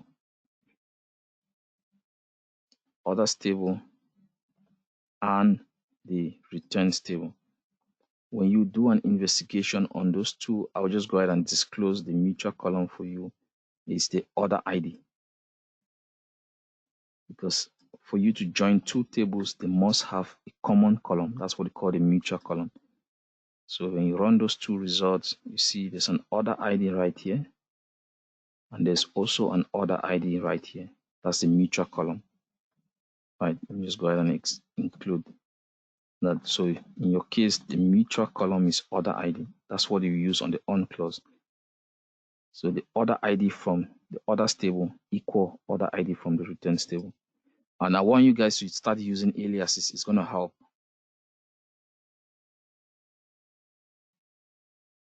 Okay. Yeah, Ken, I'm going to send you a question here.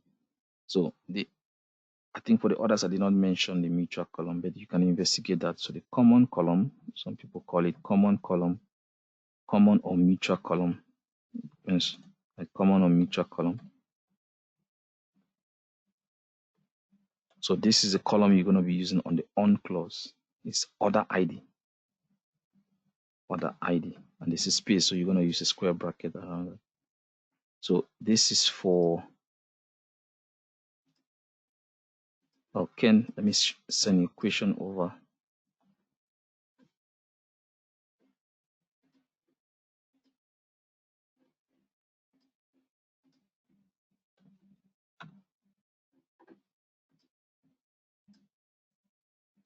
And then Idris, this is going to be your question. So you're using the global superstore. So this is for Idris. Okay, I'm going to share this. Please, I'm right here. If you have any challenges, just let me know so that I can maybe explain for. Right.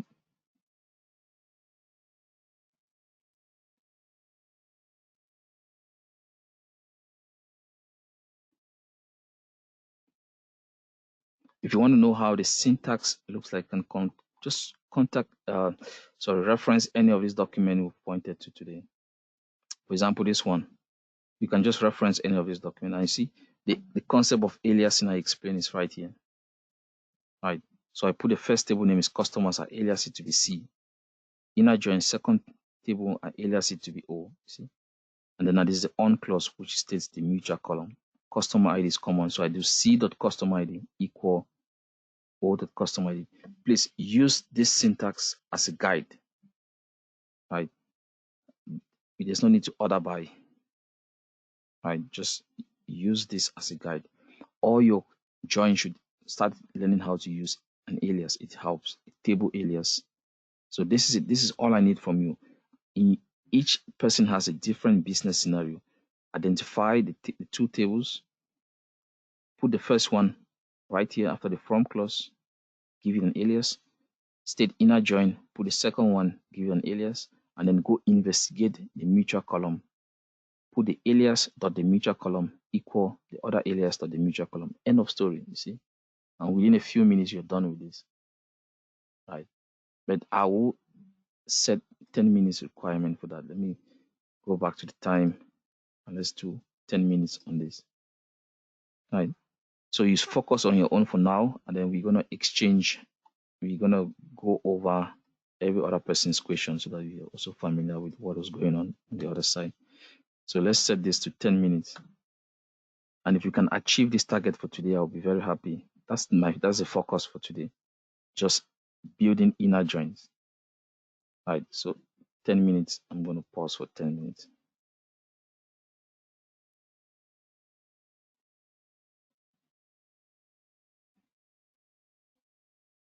So this should be your reference right here. You can go to this PDF document and just check the syntax of an inner join. Right.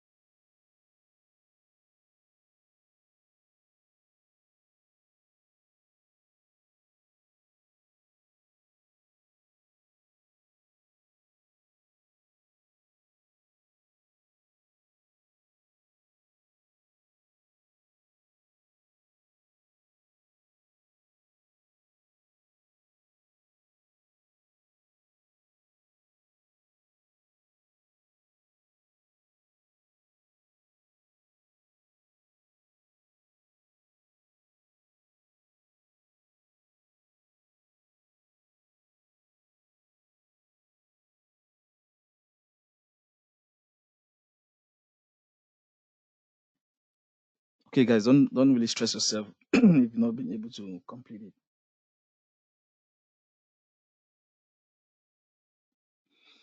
Right. So it's a learning purpose. Don't really stress yourself if you do not complete the task.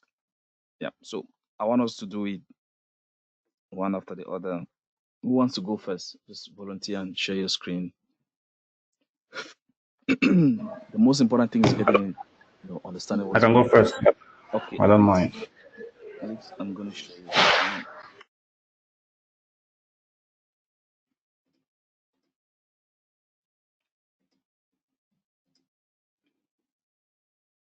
So the goal of everyone now should be to understand to understand the business requirement, the, the question each person had, and then let's just walk through it and you know solve it together. So Alex, you're looking at what was your question? Let me check. Let's see. Finance analysis. Finance analysis. Okay. Okay. Yeah. Yes, Alex, finance analysis. Okay. Yeah. You just go ahead and finance Okay. analysis. Yeah. Yeah. Okay. The question was to create a list of customers and the accounts, build an inner join between customers and accounts table. So what I did was first to run just the both of these. Oh my bad, I need to change the database. Okay, what I did first was like to run both tables to see like the similar, like which column is similar in both. Okay, let's do this. And when I run both, I found out that customer ID is in both tables. So that's what I used to perform the join, the inner join. So what I did next Excellent. was then to do the select tab from. Then I included a customer table, which I then joined together with the accounts table. And since the customer ID was the common column in both, then I then used the customer ID to join both. And in this case, I didn't use any alias since the table columns were quite short and quite user friendly. So I just executed as it was. So the whole code is dbo.customers inner join on dbo.accounts. Then we use now the customers, which is the name of the first table. And we then dot customer ID, which is a similar column, which is then equals to accounts, which was the second table I was supposed to use. Dot customer ID, which again is the similar column in both. Then when you do that, if I run the whole query, then you get now the table, which then includes both customers and the accounts. So the first table, which was the customer, and it goes all the way. Let's see if I run this again so you guys can see. So as you can see, the first table, which is a customers table, has 5 columns, customer ID all the way to state. And then the second, which is the accounts table, has 5 columns as well, and starts from account ID all the way to balance. So in that case, we can expect to have 10 columns in total. This is very important point. Yeah. So when you run that, you'll see we have 1, 2, 3, 4, 5, which is the content from the first table, the customers table. Then like the alter right side of the table is then now the content from the second table, which is the accounts table, which is 1, 2, 3, 4, 5 in total. So in total of 10 columns in a single table. Excellent. So that's it. Yeah. Any question for Alex? Alex, can you order by customer ID? Just go ahead and sort. Yeah, just add that order by customer ID.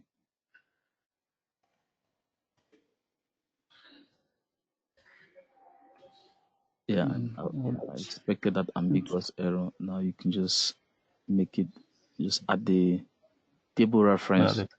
Since the customer IDs are the same, you can choose from any table. You see that? From any table, okay. So okay, let's use the customer.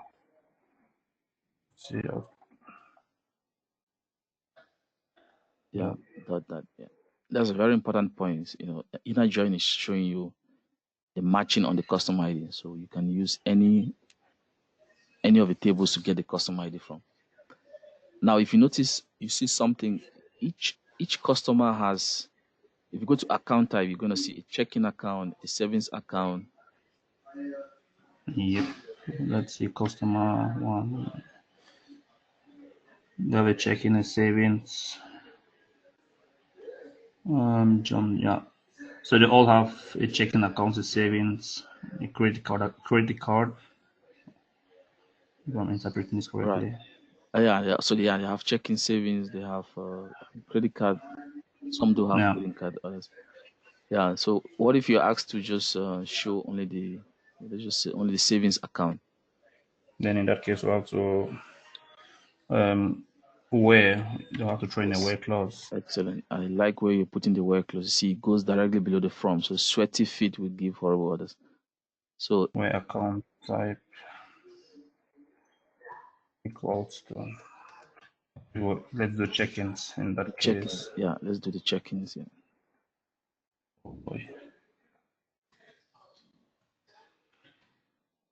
Excellent. Now you see we have 30 rows. If we don't add that, it's Oh, account that's type equal strange. to check-in. Oh yeah, without the S. I think it's just check-in without the S. I will just check. Let's. Yeah. There Okay, we go. now you're down to 12. Yeah, I see. If you go to the account type column, everything is checking. So yeah, all those things we're studying on the select, you can bring in those different clauses, you can group by, they're all valid. You can see it, add them to this. All right. So, but the focus of today is how to, combine two tables. Tomorrow we're gonna see 3 tables and stuff like that, 3, 4, 5, and just like that. Yeah. Yeah. Anyway, don't bother about the grouping. It's gonna make things complicated. There's several columns, right? But this is a really great start. I will show you an example of where you can do like a grouping, right? Awesome. Any question for Alex? Alex, can you share that the result, Solution. the solution? Yeah. Yeah. Can you just copy the code for the solution and share it on the chat window? Sure. Yeah. Okay. Excellent.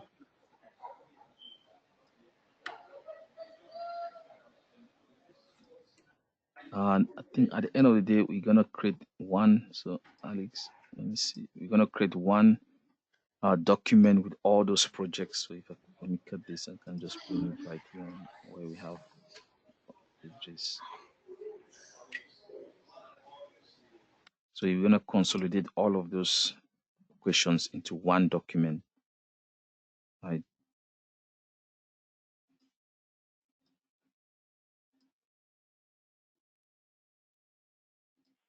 So this is for Alex. I'll just go to the chat window and copy the solution he used. I will just suppress the where clause. Right. So this is the solution for Alex.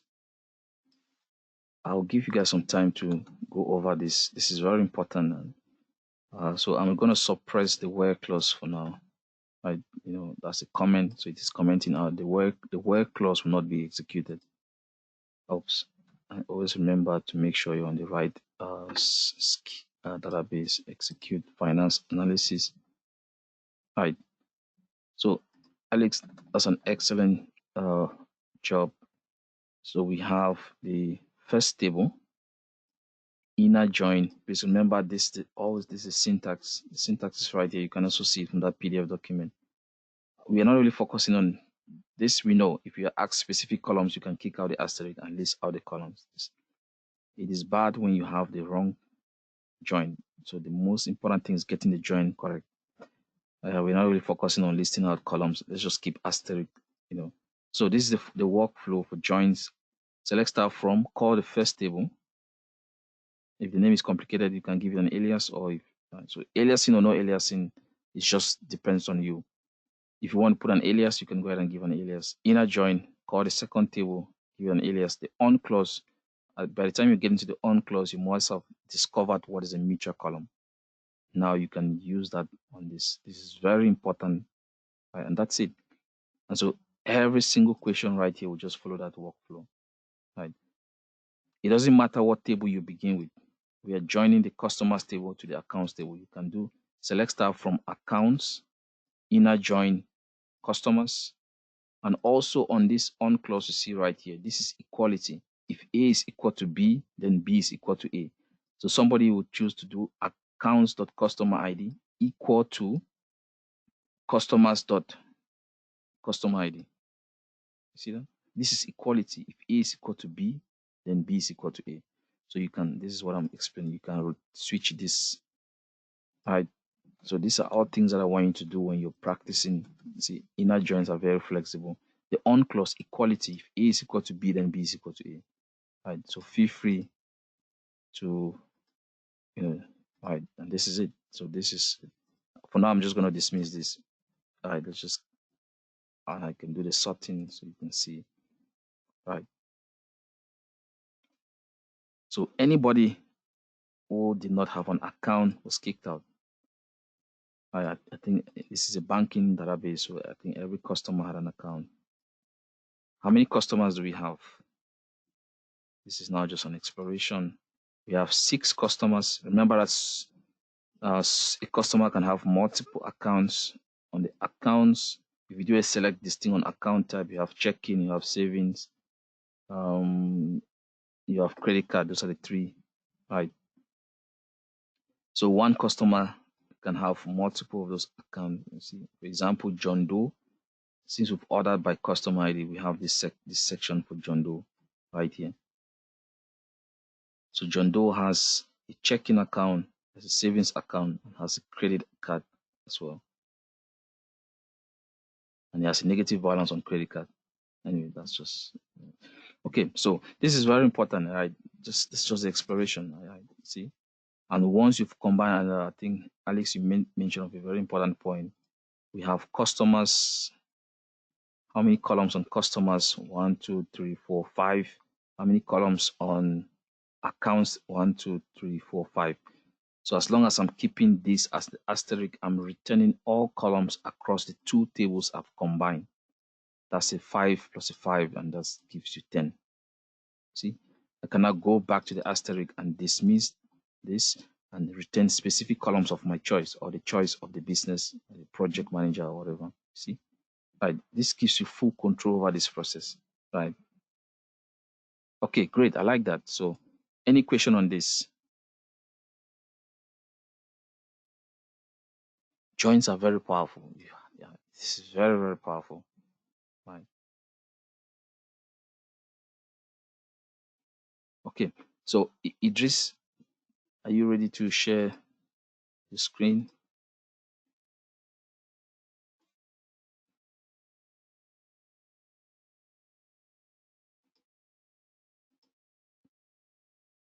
Yeah, I know you needed more time on this, but I'm just going to project your screen and we're going to walk through it together. Right. So let me see, what database are you looking at? Okay, you're looking at the global superstore, and we're looking at the orders table and the returns table. Right. So yeah, let's use this opportunity again to reinforce this knowledge so that you understand. So select star, you're missing a from. Can you maximize your screen? Yeah, it's like my laptop is a bit freezing.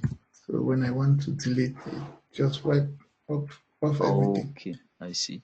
Yeah, Now, when that happens, there's a back button, there's a blue arrow that points backwards. You can just go there and undo. Yeah. this one. Is it? No. The one that's the refresh.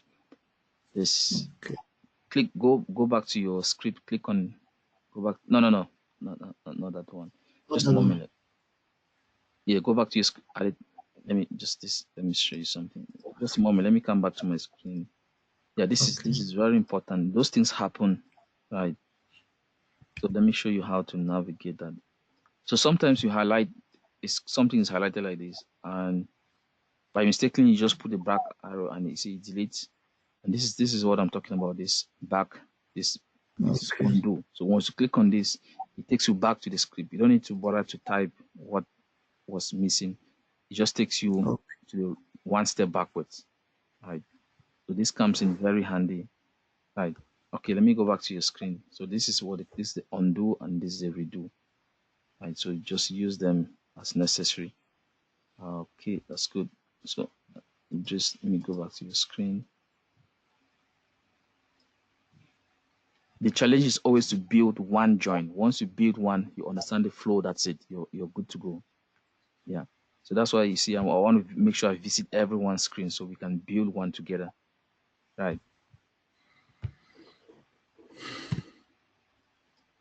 You know what? Can you delete this? Just delete. Let's start all over. Let's get a fresh start. Okay. Yeah. From what I've seen, you're on the right path.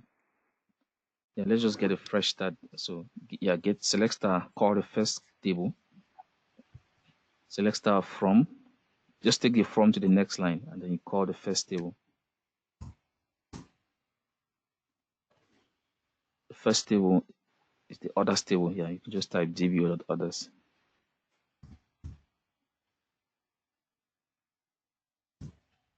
Excellent. Always make use of IntelliSense right there. Perfect. Right. You know what? Just go ahead and give an alias. Let's explore this aliasing option. So others table O, just give as O. So you're renaming, not actually renaming, you're just giving an alternative name to the others table. Make it O, letter O. Excellent. Then now you can now declare your join type, this inner join, before you call in the second table. That's the workflow. So select star from the first table, give it an alias. Inner join the second table, give it an alias. So now type out your inner join. You can go to the next line. Let's spread this out. Go to the next line and indent a little bit. Perfect. And then type in your inner join. So this is important. It declares the system. What type of join are you using to connect the others table to the, what's the next table? I think returns. Yeah. Type dbo.returns.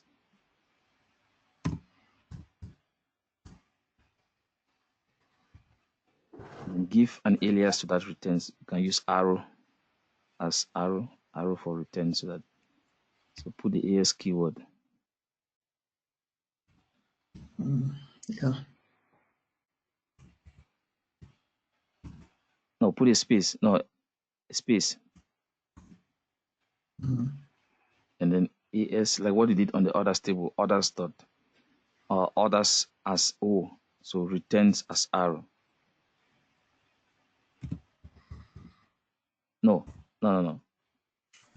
Okay, as O, yeah. Okay. Yeah, as O. And so this one will be as arrow. I don't understand, sir. So you put the dbo.returns, you put the keyword AS after returns. So delete that O, put the keyword AS. Yes, and then you put now arrow, small letter arrow or upper. Just since you did small O for that, just puts arrow, letter arrow. So Okay. it's an alias. It is going to help you on the next line. So we are saying that instead of typing out dbo.others, the next time we're just going to type O. And then instead of typing dbo.returns, we're just going to type arrow. Okay. Short way. Okay. Yeah. Now we can now go to the next line and put the on clause. The on clause is very important. That's when you declare the column that is common to the others table and also present in the returns table. I don't know if you did that exploration. Yeah, the is other IDs, right? The common or mutual column equal other ID. Yeah. So now you can just put O dot, type O, see what happens. Type O, and then you put a dot. So you're saying that you're going to the others table and now you want to fetch what? Other ID. Just check this and other ID on that ID. Yeah. Excellent. Then put an equality.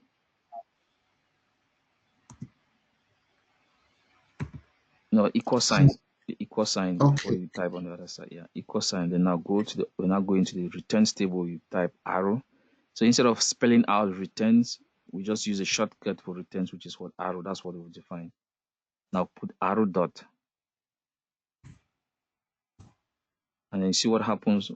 It shows now the columns in the returns table. So arrow is for the returns table, and we want to map it to what? Other ID.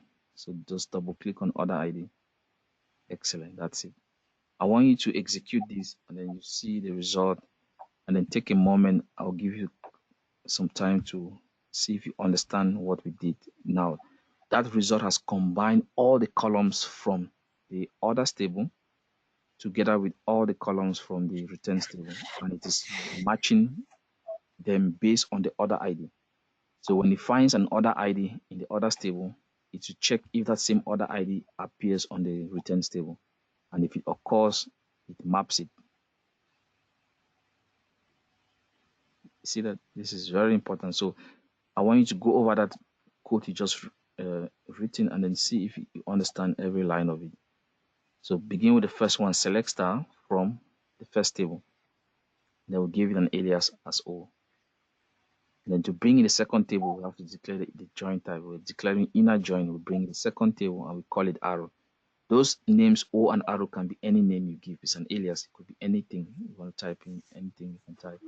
Then it helps you now on the on clause. Instead of typing dbo.orders .order ID, you see it's easy now to just type o.order ID equal to, instead of typing returns dbo.returns.order ID, you just simply type in arrow.order ID.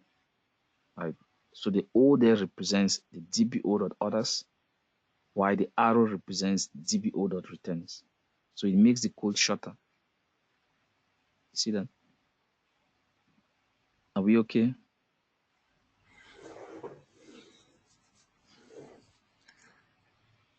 So Idris, are we okay with this? Do you understand Yeah, this? yeah, we are good, sir. We are good. Okay, this is excellent. And if you go to your result, if you check on the order ID, each time you see an order ID on one column, if you click on the value, it will be the same on the other table for that given row.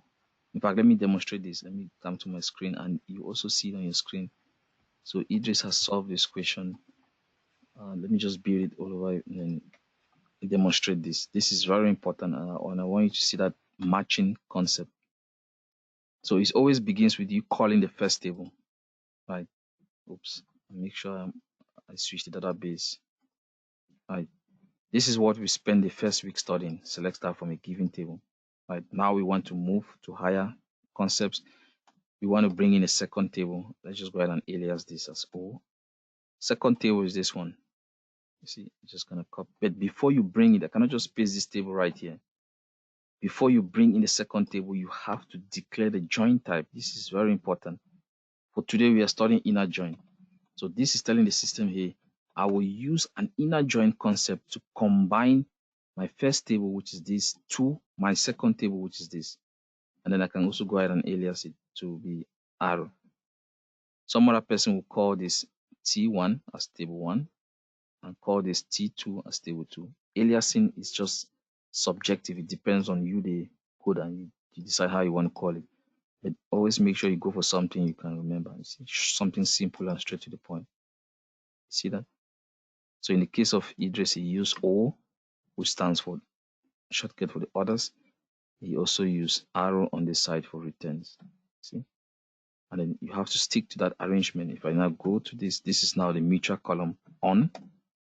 Instead of typing all of this, dbo.orders, I don't need to do that. I just type O because I've said that my dbo.orders is now called O.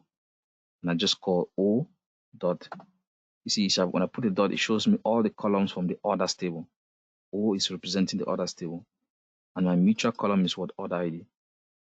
See, there's a reason why the square bracket is there, because we have a space in the name of this column. Right, equal to, instead of typing dbo.returns, I'm saying that henceforth it should be called arrow. So when I put arrow right here, it's a code that is used to reference this table. And so when you put a dot after the table name, it shows you the columns in that table. See? And this is it. If we execute this, this is exactly what it just did. So the point I want to demonstrate is this point right here. You see this equality right here. It's saying that each time you see an order ID from the orders table, let's go to the order ID column, that value must be equal to the order ID you will see from the returns table. This is order ID from the orders table. Let's go and fetch order ID from the orders table.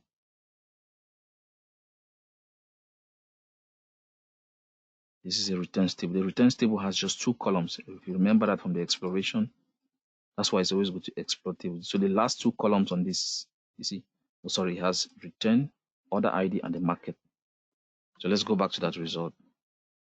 I want you to understand every little thing you get. Oops, I'm back to this stuff. Right. So this is very important. So Idris, go back and check for a given row. Check the order ID on the orders table, and you see that the value will be identical, will be equal to the value of the order ID on the returns table. So this is the point I was trying to make. See this order ID right here. If I go, this is the order ID from the orders table. You see, this is this part. It's doing it row by row. If I go now to the opposite side, which is what the returns, that ID matches with this ID. You see that this ID for that same row is identical. It's because of this ID matches this. That is the goal of the intersection, the matching values, and that's the matching we did right here.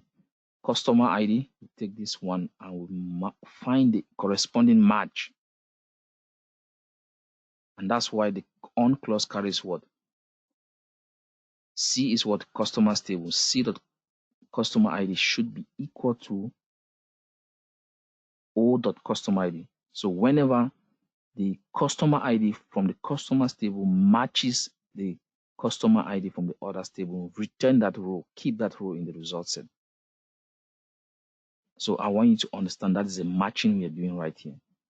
And the inner join is only returning the matching records across the two tables. This is very important. Each time you see, and it is even easy to visualize this. Let me just, I was doing something very long. Dismiss this. If I put order ID equal order ID, this is an error. I'm heading to an error because I've joined two tables and each of these two tables have a copy of order ID.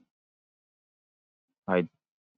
By calling this, sorry, I'm supposed to put a comma right here. By calling this, I'm getting an error because this is the ambiguous error. I have to tell the system here, this order ID right here is the one from the orders table. And what is it? Oh, you see, I've solved that ambiguous error. It's gone. This one is still pending. This order ID right here is the one from the returns arrow.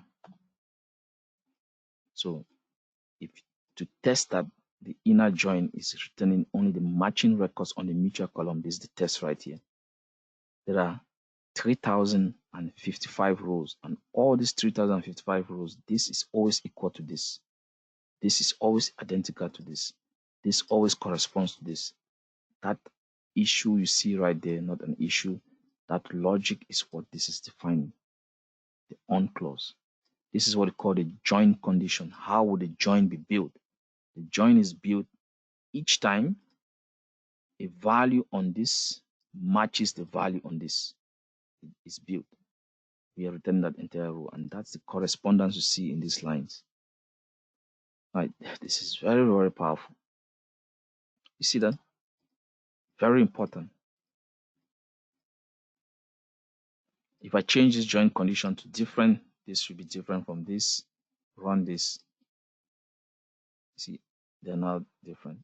But then this is a distortion of the inner join concept. The inner join says that it's matching records. How do you interpret matching equality? Go back to that definition. It's what? Matching. Matching records in both tables. See? So that's the equality. So this, I'm trying to highlight this. Students will always remember, call the first table, inner join, call the second table. And some reason they stop right there and execute. This will not deliver. See that? It's never going to deliver. You have to add this. This is where the message to do the join takes place. This is the on clause. This is the join condition. See, this is a very deciding factor. This just tells you you're starting with this table and you're doing an inner join with this one. But then how would that join process be built? This is a critical component of the join. See, the on clause. Are we okay? So I'm really trying to insist on this so that we understand it and we become experts, right? Okay, so that's for Idris. Excellent. Let's see. The next one was Ken, are you ready? So Ken, let me copy this. Oh, did we share this solution for Idris? Can you copy this part of your solution and just put it on the chat window? Let me go back to asterisk. Yeah, just share your solution so that you can have it. And the next, Ken, I will. Let me. Ken, you're gonna be the next to.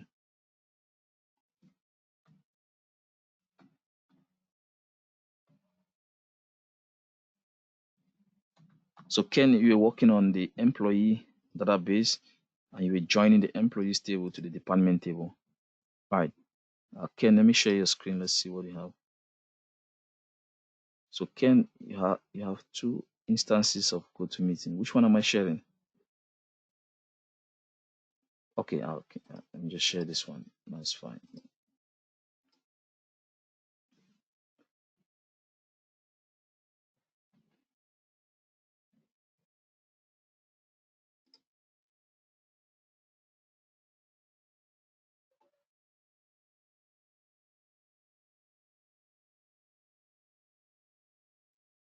Okay, yeah, Ken, let's see what you did.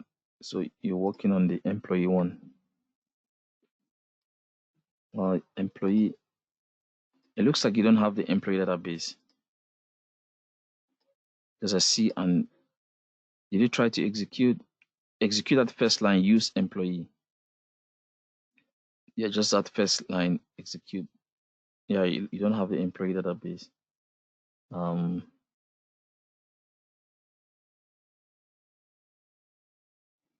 Can you switch it to, let me see, do you have HR or you don't have?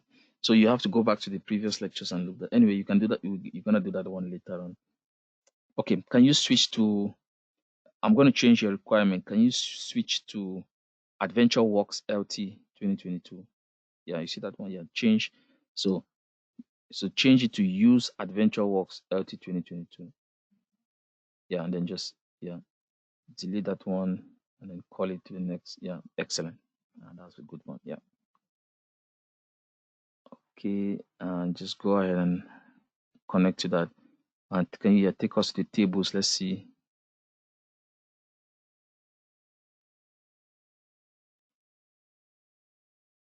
All right.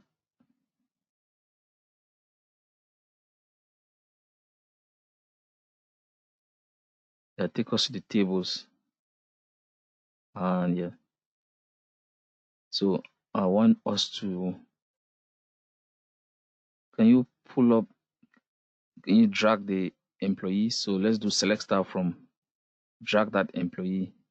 So that, yeah, and then delete the old one. Fantastic. Yes, run that one.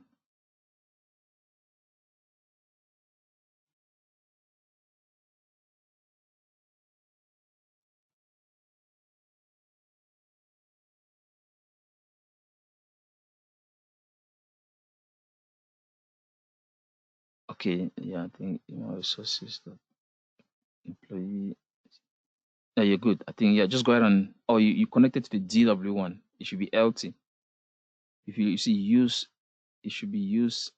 Can you go to that use and then change DW to LT in the code where it says, no, in the actual code. Forget about that side. When you run the code, you achieve it.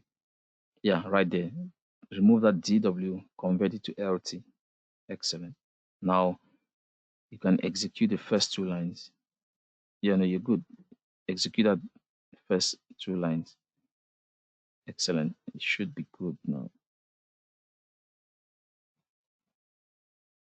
Invalid object name, human resource employee.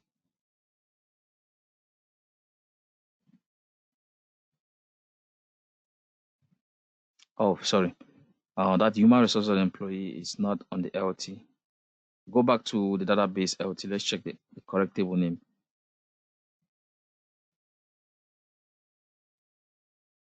Yeah, go to Adventure Works LT. Excellent.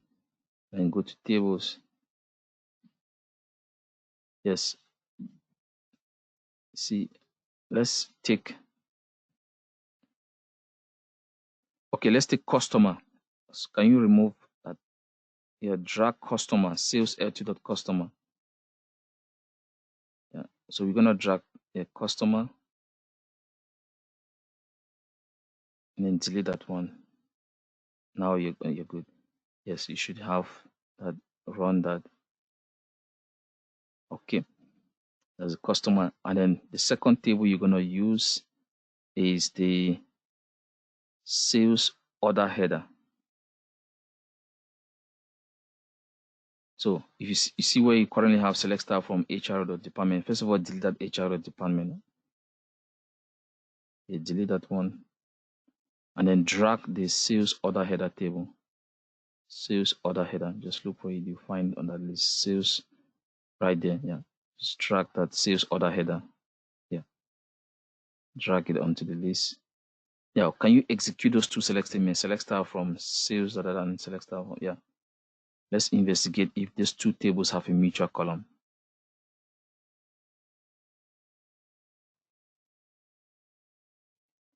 See if you can spot a mutual column. So can you just check if there's a customer ID on sales order header? On the second table, just check. Yeah, I see there's a customer ID. I want you to see it right there. Excellent. So the mutual column will be customer ID. There's customer ID on the customer table, and then there's customer ID on the sales order header table. So yes, so can you modify your code, your query, your requirement to show list of customers and their orders?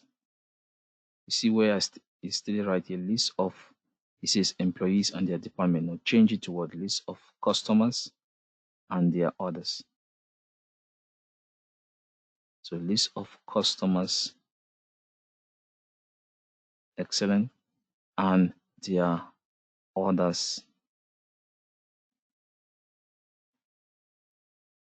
excellent. So we are going to build an inner join between customers and sales order header. If you look at the second line, build an inner join between customers and sales order header table. Customers and sales order header.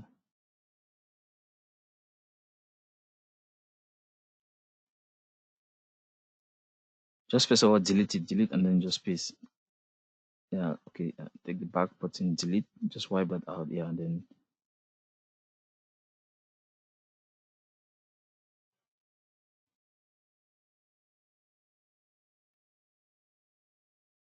between customers. So what you should have there should be customers. Yeah, just go ahead and type it, customers. Yeah, and sales order header table. Sales order header. The sales order header. Sales order header. That's the name of the second table. Sales order header. Sales, yeah, order header.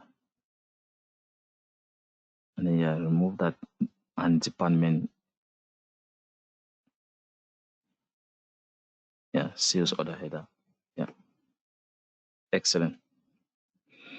Can you delete the what you're trying to build? You can just keep select star from and then delete every other thing so we can build it all over again. And just delete every other thing after from, so you get a fresh start. Select star from. Now first table will be the sales LT. The select star from. The first table will be the customers table, which is no. That's go to the from. Yeah, next line.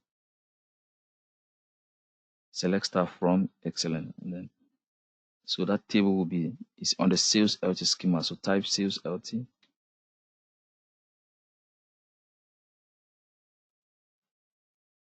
The schema is showing up dot and the table name.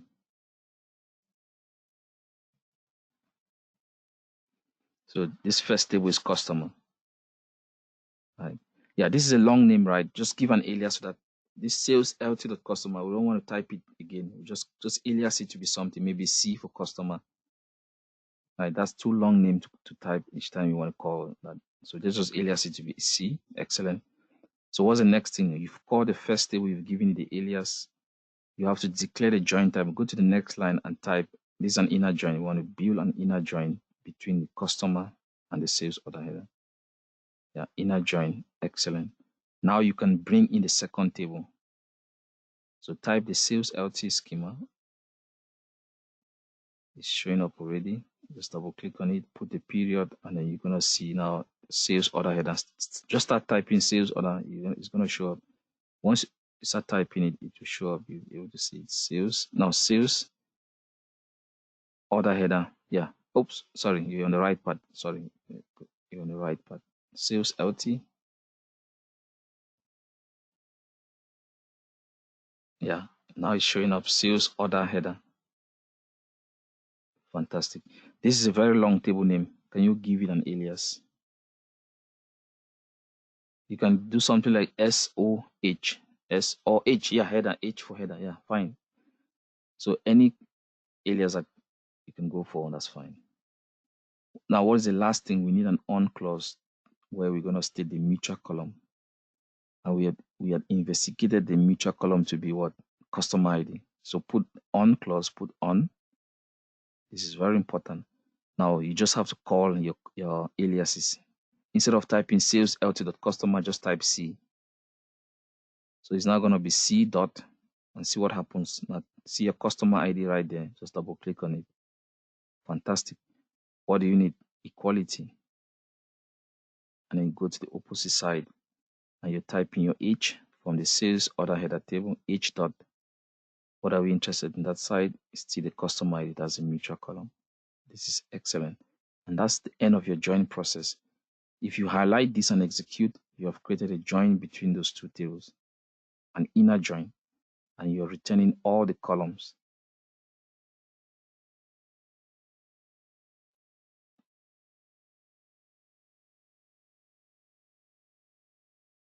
Fantastic. That's it right there. Right. Ken, any question? I want you to take a moment and go over what you did and see if you have any question.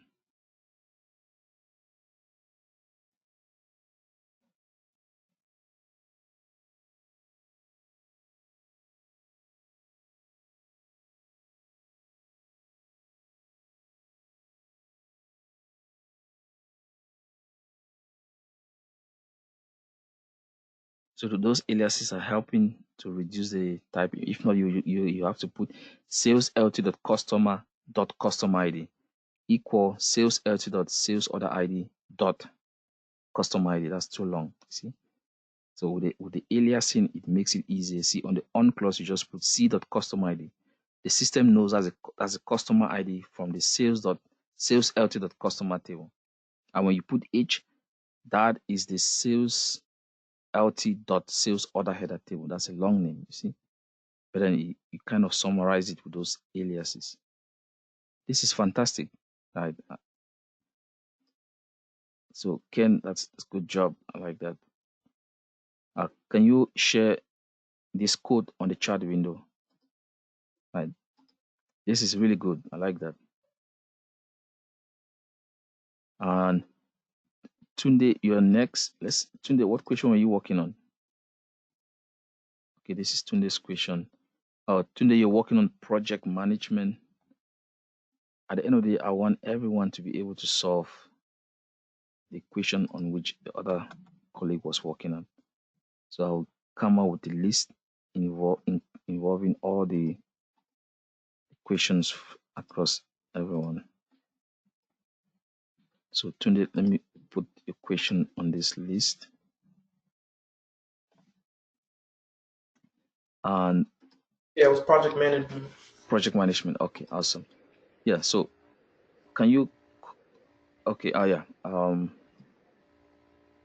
So I got the solution from Idris and also from Ken. Ken, your solution is right here. Let me just add it to the list before I forget. This is the solution from Ken. And remember, we modified Ken's question, so I'm going to do the adjustment right here. Okay, anyway, let's just call this Q1. And then I'm going to update this to Q2.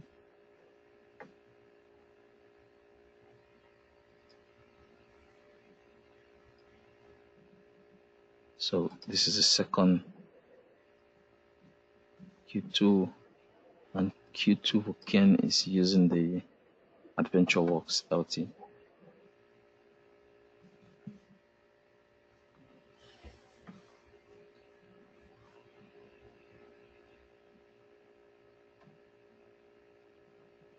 (2022) right here. Okay, and Ken was working on joining the, so you're looking at sales LT as a schema, sales LT and sales LT.customer. I don't know why this is not showing up. Okay, it's not showing up, customer. And then this one, sales LT dot sales order header. Sales, it's a long name, it's going to show up right here. Right, so Ken was looking at the list of customers,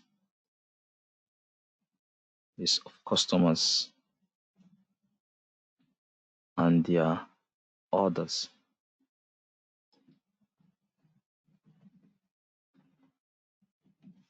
Right, and then the focus was to build an inner join between the customers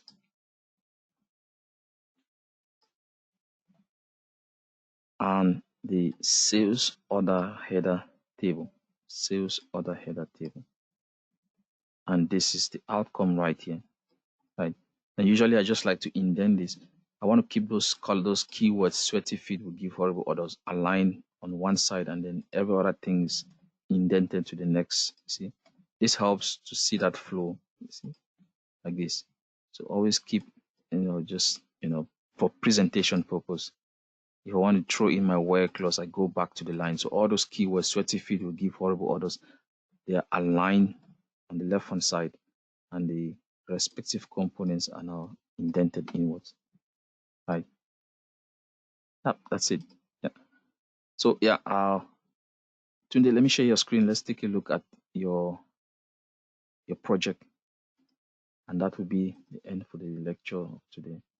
I'm really, really impressed with the concepts we've achieved today. So tomorrow we're just gonna switch left, right, and then full, and that will be a much more interesting lecture. Okay, so yeah, Tunde, you're working on project management, manager and the project table. You're combining the two. I'm happy you did investigate the mutual column, that's manager ID. Excellent. So usually when I see a join statement, I just go to the on clause, and that's a very crucial part. So once you have that part right, then you're fine. So calling the first table inner join second table, that is not always a problem. Students always know how to achieve that. So select star from the first table, manager, inner join second table, project. Excellent. The on clause now tells you how that join will be built based on the mutual column. So from the manager table, let's take the manager ID and map it or match it to the manager ID on the project table. This is fantastic. You go ahead and execute that code so that we see the combined outcome. Not just the join statement, just highlight only the join. Yes, right there. Fantastic, and execute. See that? This is it. So you now have one result, one table with the combined tables in it. You see, it's different from writing select star from table 1, select star from table 2, and you run it. Those are two outputs you get. But when you do a join, it combines the two tables into one table, and it is projected in the result. Right, this is excellent. Please, can you share the code, the solution on the chat window? I'm just going to copy and document. Right. Hey, do you prefer me to do the other stuff too, like the order by or all of this? Is that like necessary? Is it like is it required or? It's just like the aliasing is just for flexibility, right? But doing this is fine. Usually at the job site, they don't really care if you use alias or not. They care more on the final result. Make sure you're getting the right outcome. Yeah. And then sorting.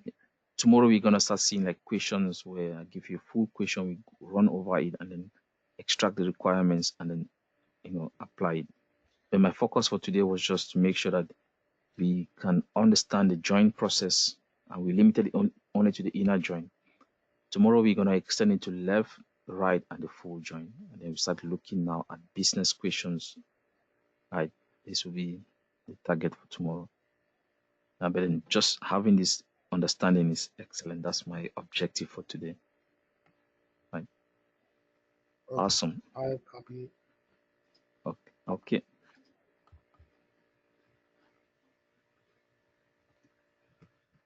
So any question before we go? So Tunde, yeah, can you paste that solution you did for the project management? Just copy the solution, the code, the join statement, and put it on the chat window. I will save this and then share with everyone when I upload the video so that we can stay in touch with the projects that everyone worked on. And please, when you're studying, try to also visit the projects that your colleagues did. Okay. Excellent. Thanks. Tunde, thanks. I'm going to paste it right here to make it complete. So this is it right here. Right. Right. Okay, I think this has been a great session. Let's stop right here. Any question before we go? And this is a question from Lanita. I'll just add it to the list. Tomorrow we can take a look at it. Any question before we go?